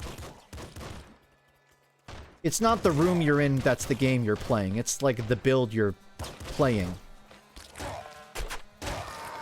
For example, I was so excited to pick up that grenade launcher, I dropped all my other inhibitions. And it didn't pay off. Also, I don't want to play robot.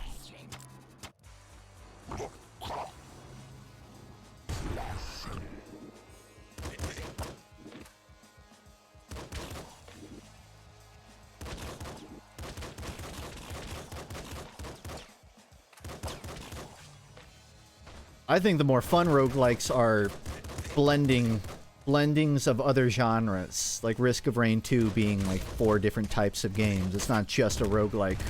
Nuclear Throne is really the definition of a roguelike genre. At its purest form.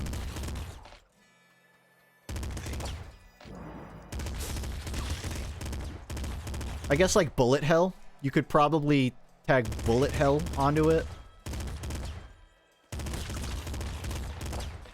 But what game doesn't have Bullet Hell elements at this point? You ever played Nier Automata?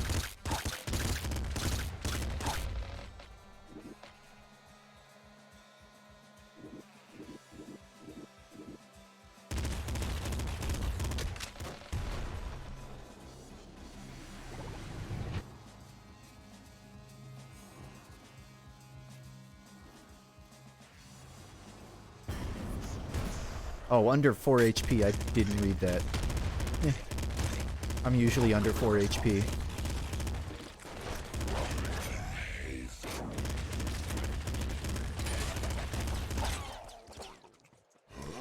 Yeah.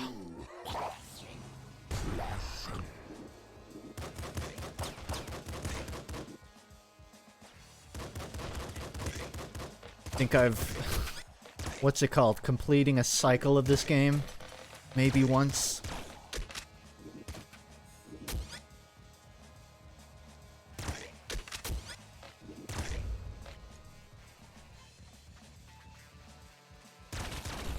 But, you know, you don't compare... I don't know.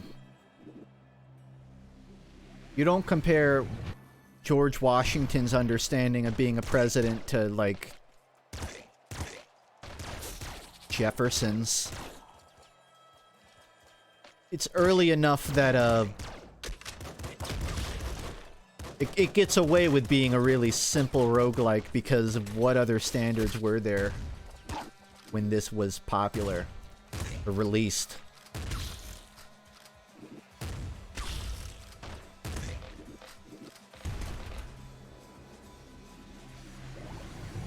Isaac? I guess Isaac. I guess...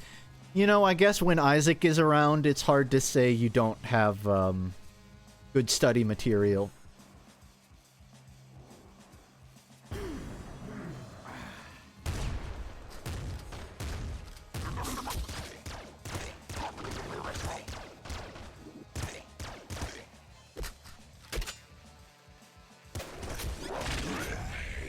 Not now.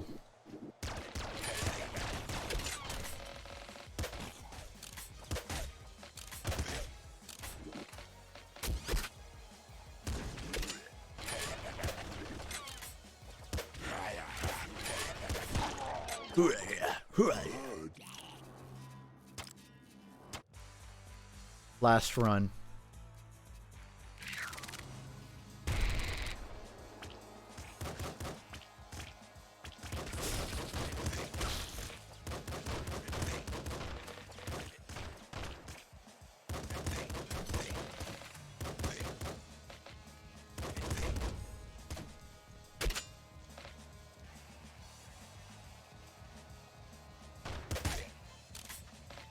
Bet.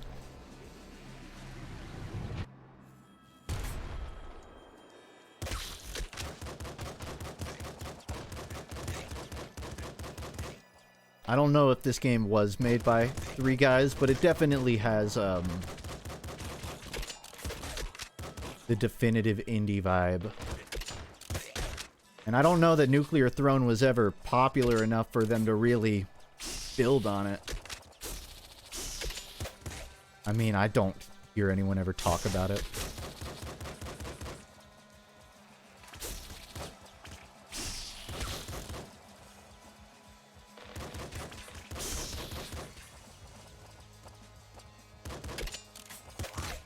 Popular subjective.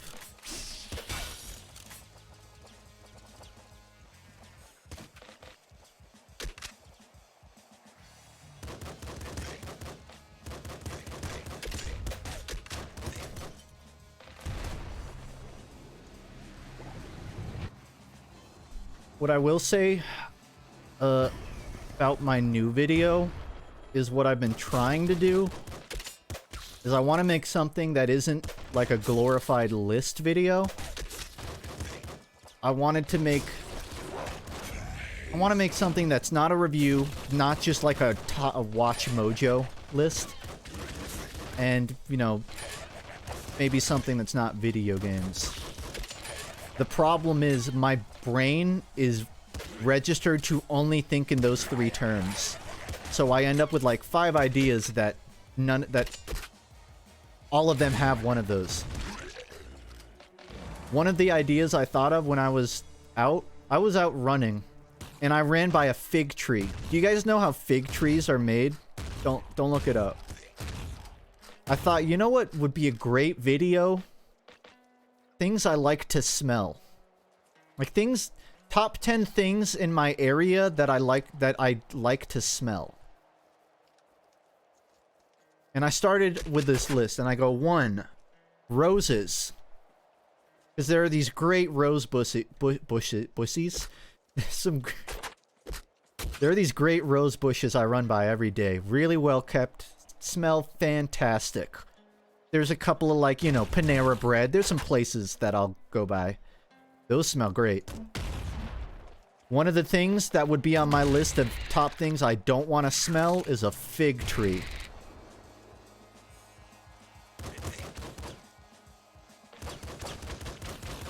I don't know if this is how all figs are formed, but figs are they pollinated? No, they're not. Basically, like, wasps and bugs climb into the fig fruit, and they, like, gestate and die inside of it, or they, like, molt their skin and come out. And so figs are just filled with these sort of insect carcasses. And that's where figs come from. They're just the womb for bugs.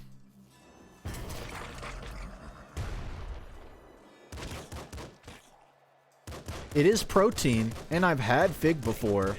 It's not like, it doesn't taste like bug. It doesn't taste like, what's that thing from Snowpiercer? It doesn't taste like cockroaches. But if you've ever smelled a fig tree, it smells like dead bugs. The wasps are digested by the fig. It's a parasite. Wonderful wording. Thank you for everyone that contribute in the imagery. So yeah, I don't like figs. Doesn't mean I won't ever eat them, but... And also, that's not a video I plan on making, because I realized it's a list. But if I ever make it, I'm gonna mention the fig tree.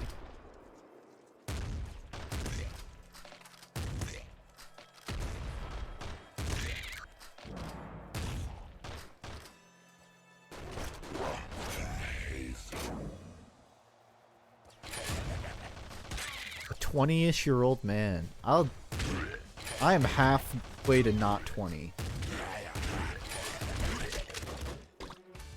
Show some respect.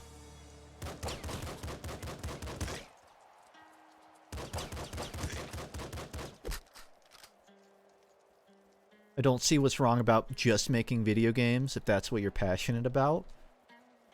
It is, but it's not like, oh, I have to do not video game stuff. It's that I desire it.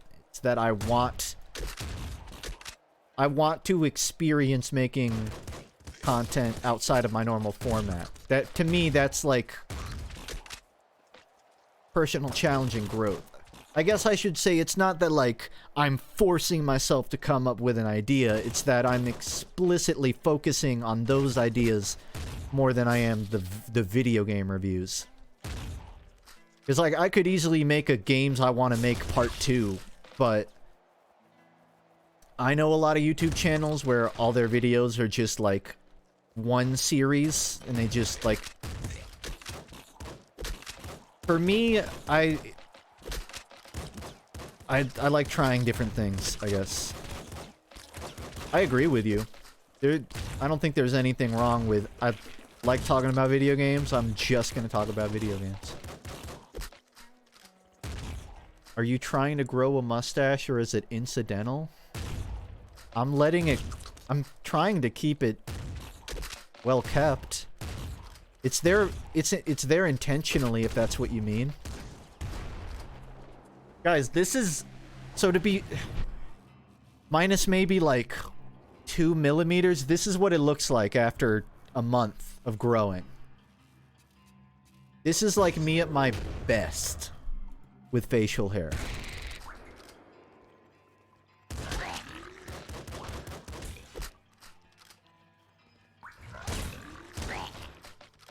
Go bald? I don't know, man. Give it 3 years. Maybe 4.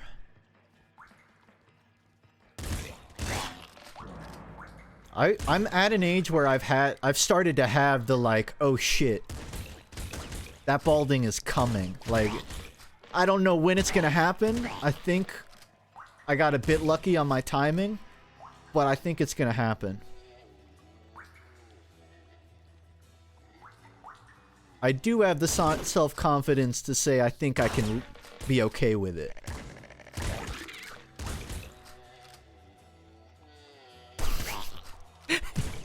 Helix, I might... You might have just given me hope.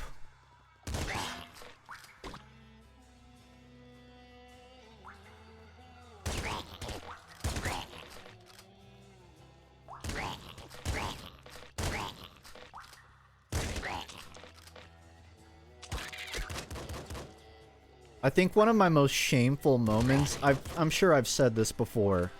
Years ago, Uncle Dane was streaming and he had a hat on. And I was like, you're indoors. Why do you have a hat on? And then it wasn't until I was a bit older and I started balding that I was like, that was really rude of me. And you know what? I get it now. I get it. I get why people wear hats indoors. It clicked. And I've apologized to him for that.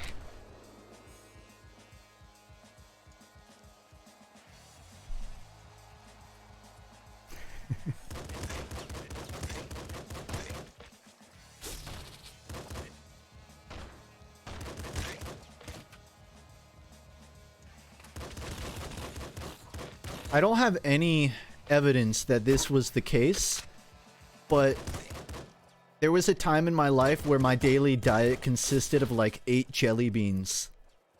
Specifically like 2 probiotic gummies in the morning, 2 like vitamin C's or whatever, like the daily men's gummies, 2 melatonin at night.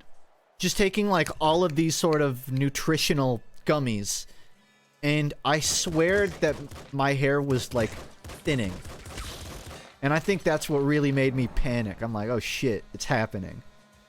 So I stopped taking all the gummies. And it's not like it's night and day.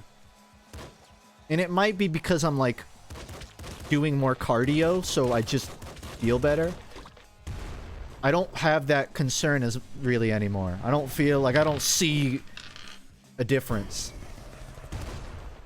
And I looked up that if you have too many nutritional gummies, it can potentially lead to like hair, hair thinning and stuff like that. So I'm hoping that I was just, addicted to vitamin C. And now that that's gone, I'm okay. But again, I'm at peace with no matter what happens.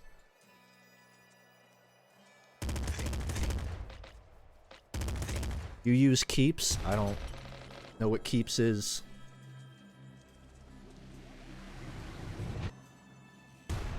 This is my old checkerboard hat. I used to wear this on stream all the time.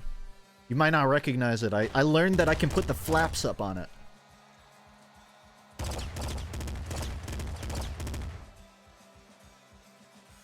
I gotta like put the hair down.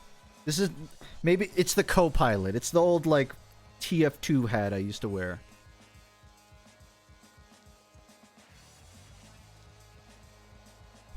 And now I can't see.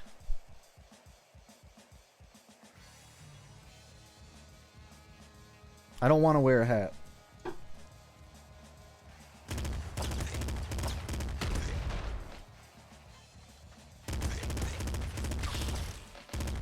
Only real Funk Stream OGs will remember this hat.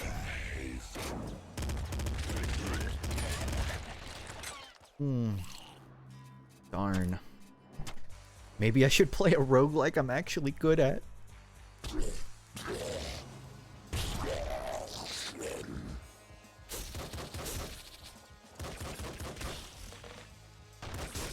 Fun fact, when that Goku thing happened in Fortnite, I played it with some friends, and we got in the car, and the first song that came on was Records by Weezer, which I didn't know was in Fortnite. Apparently it is.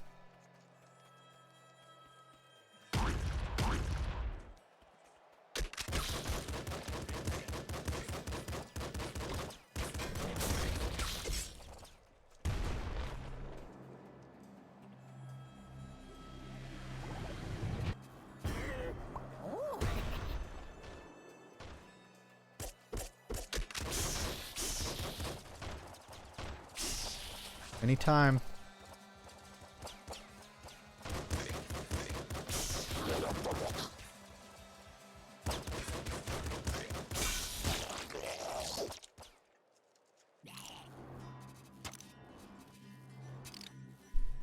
And that was my 2-minute review of Nuclear Throne.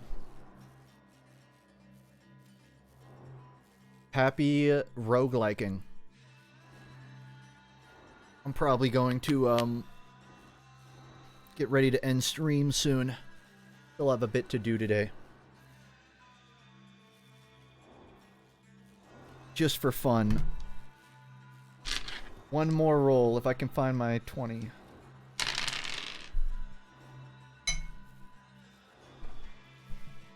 It hit the floor.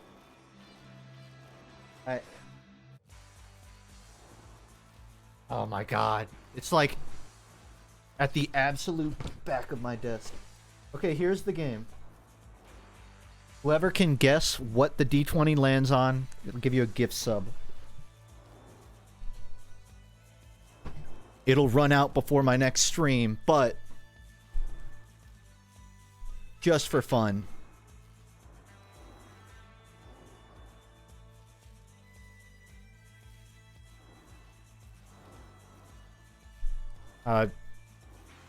I'll tell you when to maybe hold your guess right now. I have to get the gift sub thing open just so I can do it fast. It doesn't matter. Alright, get ready to vote. 1d20. Guess right and you get a gifted sub. I'll give you 5 seconds to guess.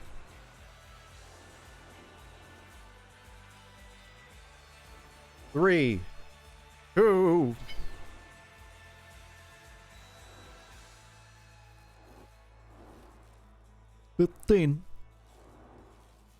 I think the only 15 was Helix Snake, right? And you were the second person to guess in my chat. Somehow no one else guessed 15. Oh, Deft Whistle guessed 15, but I don't know if he guessed it after I said it.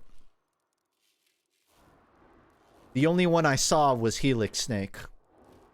And he did guess first, so... Congratulations! You win a 1d20. Take it.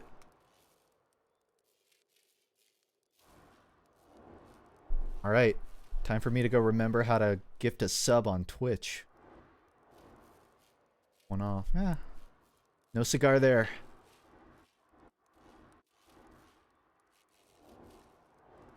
Yeah, round of applause. Give me a round of applause for Helix Snake.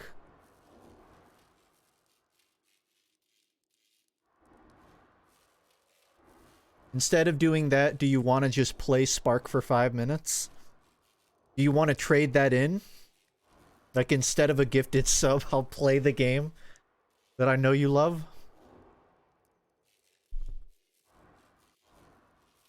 What is this, a trade offer? Hold on, let me get my Steam Guard open. Okay, I can agree to that.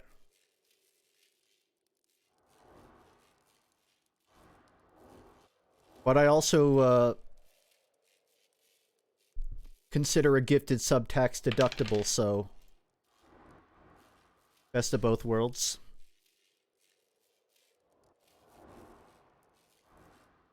Okay. As luck would have it, I should have it downloaded. I have an hour and a half played of it. You know what? I'm stuck on the rail level. The one we gotta get the coins. I hear it's not controversial. It's a weird level. But I'll play it. I'll do my 5-minute review.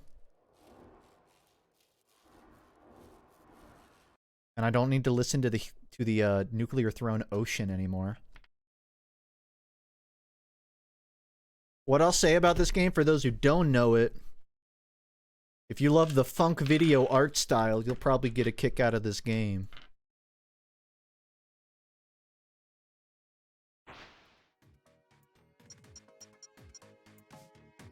I'll start where I left off. Let's see, try my luck.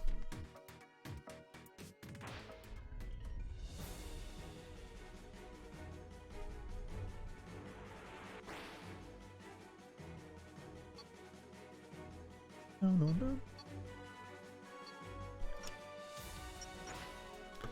FUNKe the Electric Jester 3.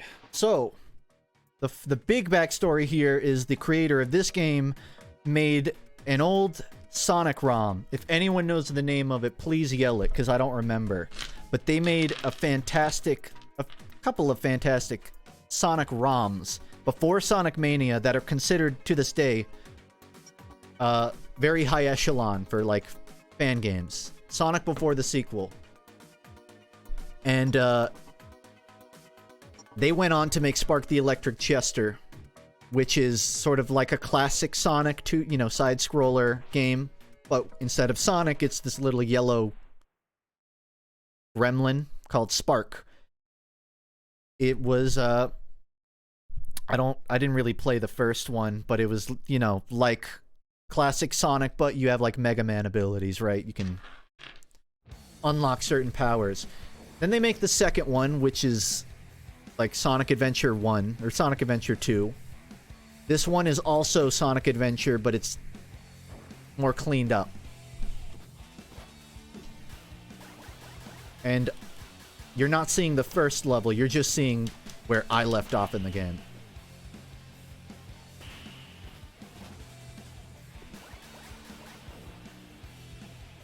You don't have to get the coins. I don't? Maybe I just don't pay enough attention. It doesn't have chows. That's maybe my one complaint about this game. Other than, like, the cutscenes look weird. But I know what, I get it. It's a lot of work, especially because I think it's a solo dev.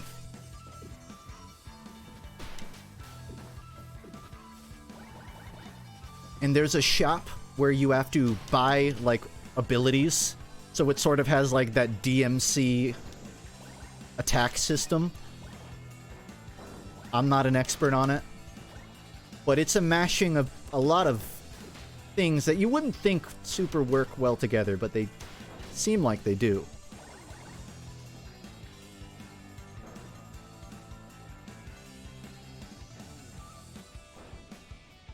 I might have a few ways to improve that frame rate.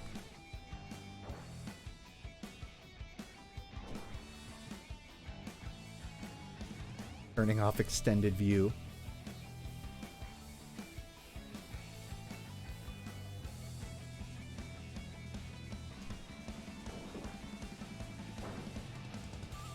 Yeah, I mean, I don't have the 5-minute timer or anything, but you're into Sonic or Hat in Time, or really any kind of sort of platformery game, there's really no reason why you haven't at least looked into this.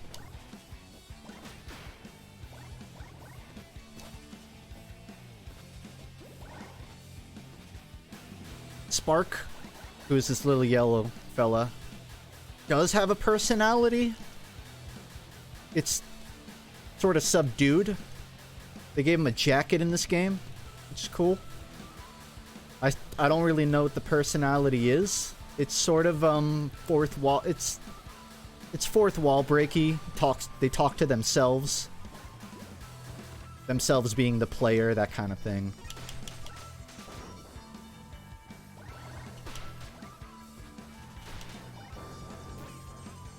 I think, like, if you look beyond the surface, you can tell it's a game of a dev that just wanted to make their own Sonic. Someone that doesn't like playing as Sonic's friends.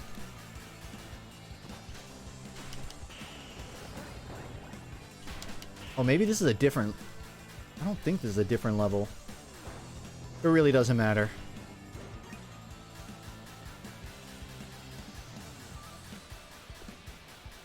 His personality is that he's really impulsive and all his quests are over shit like not wanting to wait in line.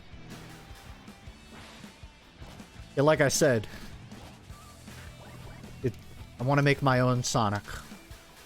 And god damn it, they did it.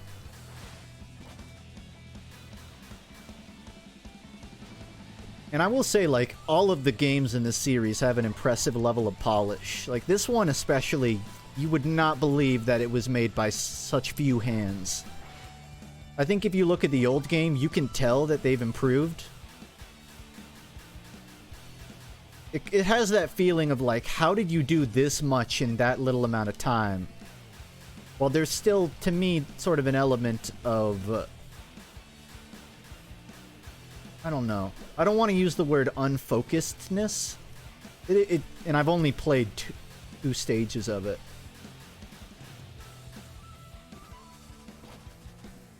I'll say, like, this game doesn't have sort of the deep crevices that Sonic had with, like, sort of...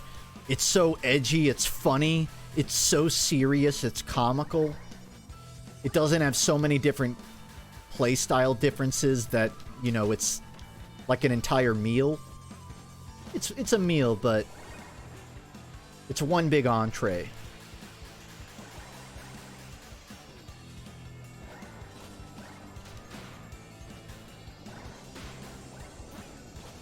Beat the game before you make those claims. That's pretty fair.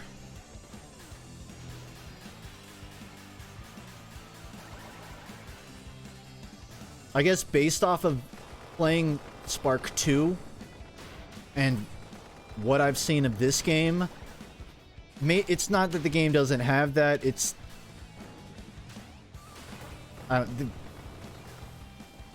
when you're in a cutscene, you're reading. You're not watching a character walk around in shitty mocap, which is what Sonic was.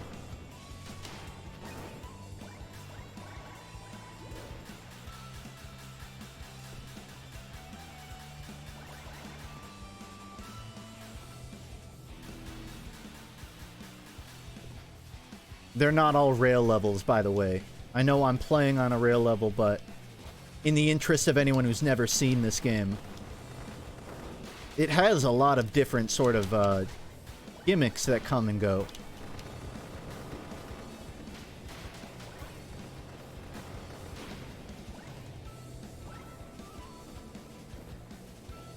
Another fun fact, Spark means FUNKe in German.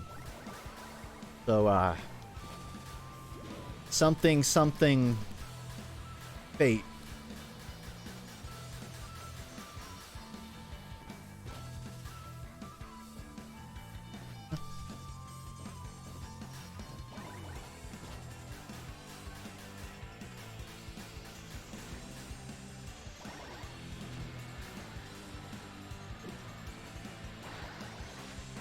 There is a crouch button. My god. I have a lot to learn.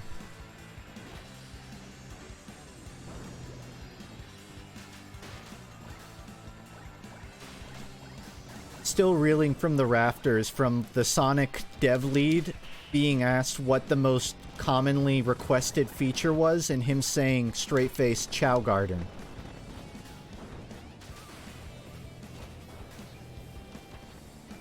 Oh no. Following it up by Frontiers will not have a Chow Garden in the same interview.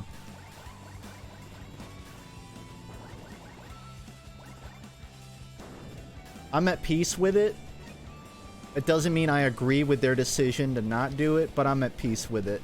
What good does it do to still be mad?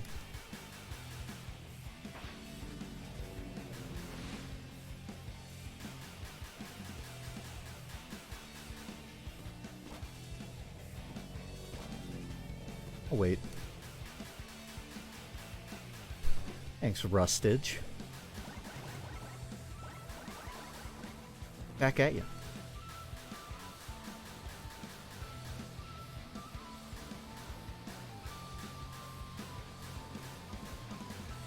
I think this game is really just a testament.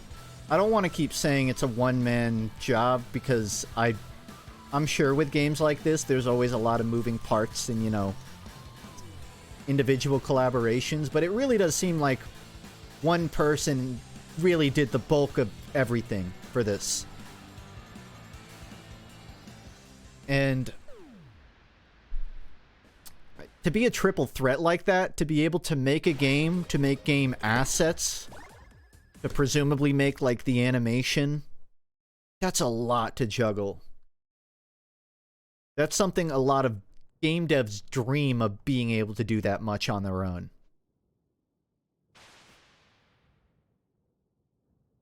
On top of writing, bug testing.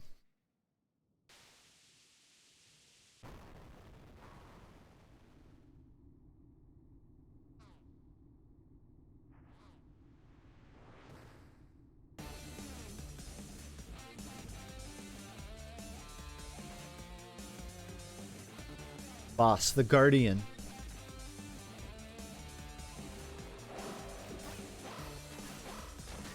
I'm remembering the parry button.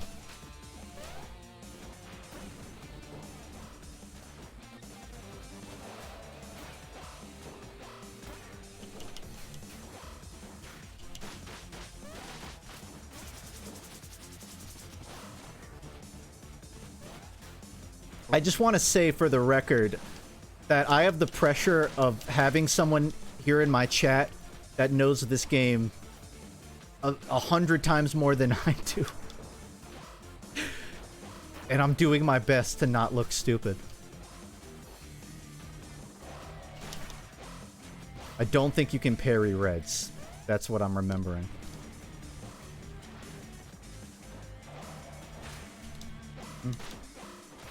You can.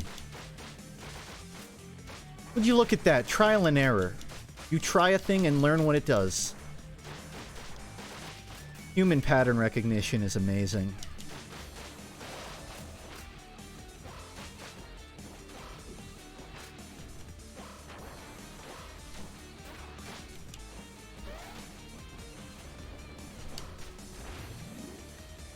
There are ways to play this game that aren't just mashing heavy attack in front of them, and I'm trying to.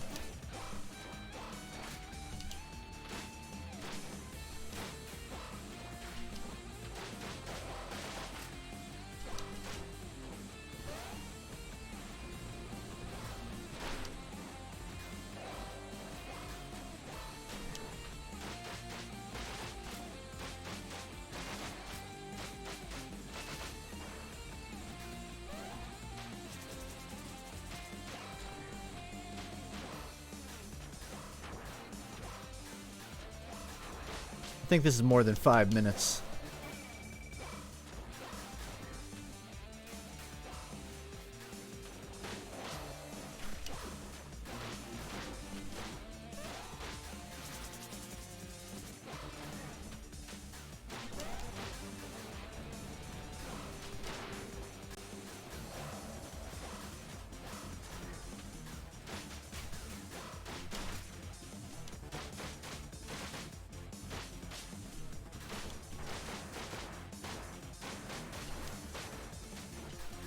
That looks like a frowny face.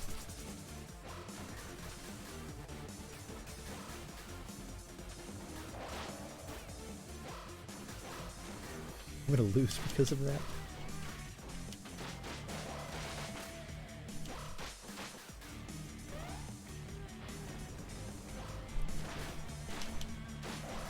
This is not helping my gamer neck.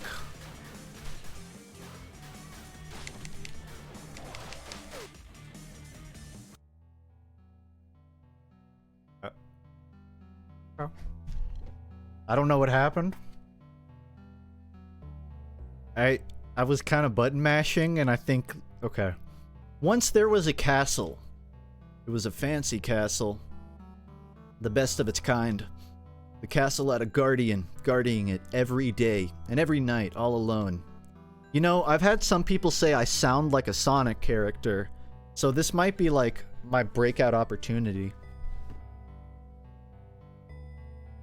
The guardian was very good at his job, but nonetheless, he was just a young boy. But one day, deep within the castle, something came into being, something special. While the guardian patrolled the castle, he heard a voice coming through the walls. It was a girl, a kind girl. In secret, away from the castle staff, the boy and the girl began to talk in secret. In no time, the boy and the girl became very good friends. It was because of their friendship that, in secret, the girl manifested a body of her own. From here on, their relationship continued to grow and grow and grow and grow and grow and grow.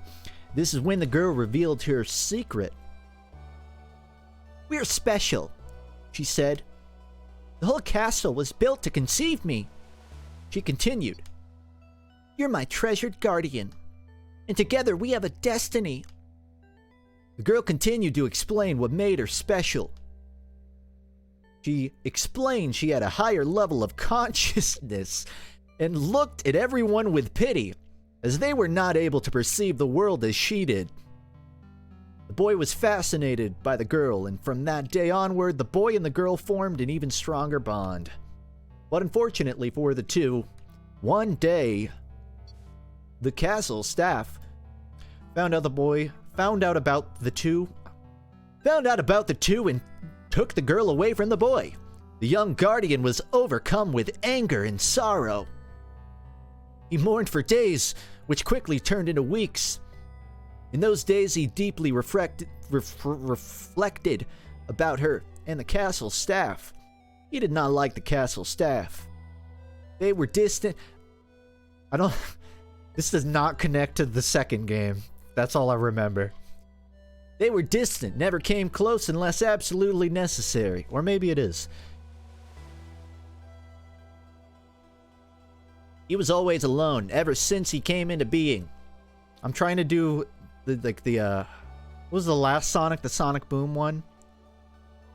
She was the only one who made him feel complete. But one day, he heard her voice coming from the walls. The girl had returned, this time without her body. First, FUNKe. Okay. At first, the boy thought the castle staff had permanently changed her, but he was overcome with joy when he realized she was still the same as she once was. "I just had to act nice," she continued. From that day on, they promised to each other that they would fulfill their destinies together. Their destiny. Oh my god, it's FUNKe. To rid the world of meaningless life. The girl wished to share her higher level of being with everyone else, to bring a new, brighter world. For this goal, the boy adopted a new, more domineering personality, a new name, and remotely controlled... That is not FUNKe. Remotely controlled body. This pleased the girl. Together they banished the castle staff and forcefully persuaded every robot to follow their will. Yeah, it's coming back. With everything in place, their plan was set in motion. But the boy felt a deep anxiety. He knew he was inferior to the girl. He did not share her level of conscientiousness. He could never have her level of conscientiousness. So he had an idea. Together with the girl, they conceived a child. It would be created by her, but built on his image. The child was created with unlimited potential, a potential he would grow into over the course of his life. Their child would take the place of someone else and be set out in the world with only one goal: to kill his own father and take his place. But the boy had one final wish for his child. I recognize. He wished the child would be sent out with no memories of who he was or why he was created. He wanted the child to realize his destiny by himself, just like he did. With the child being conceived, it eased the boy's anxiety. Feeling better, they proceeded with their plan. And with that, the mark The end of a tale. Wow, okay. There is some backstory. I'm sure if you've never played Spark, you know exactly what's happening.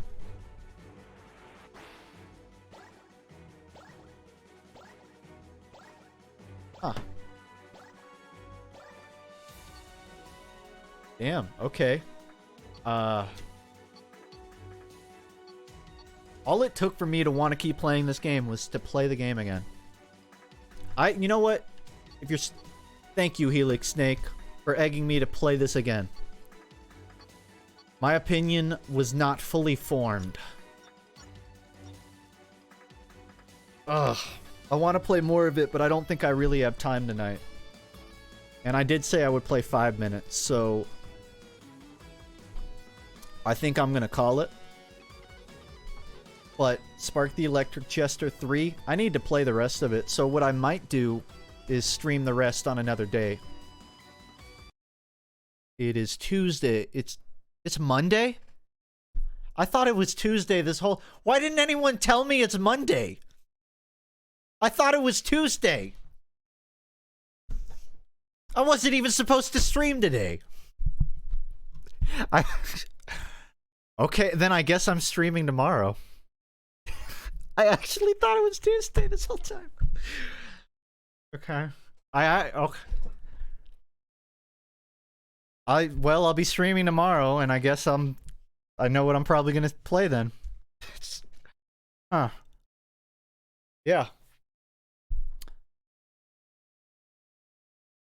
Good night, everyone.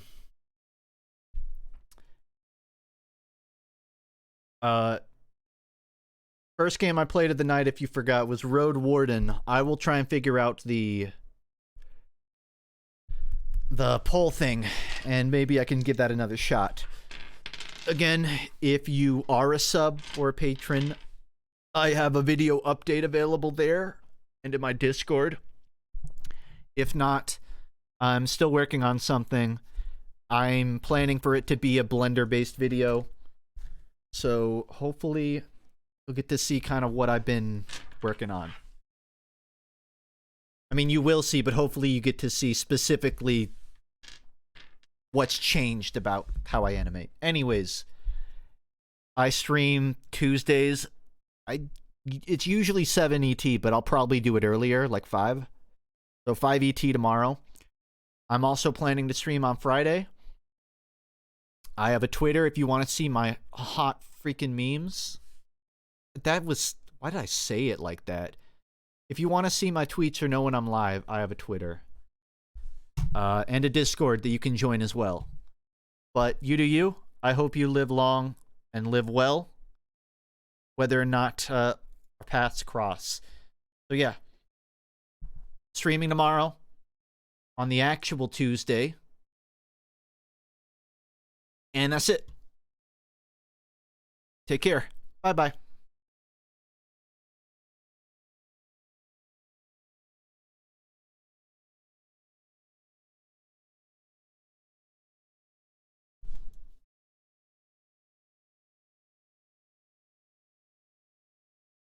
Sure.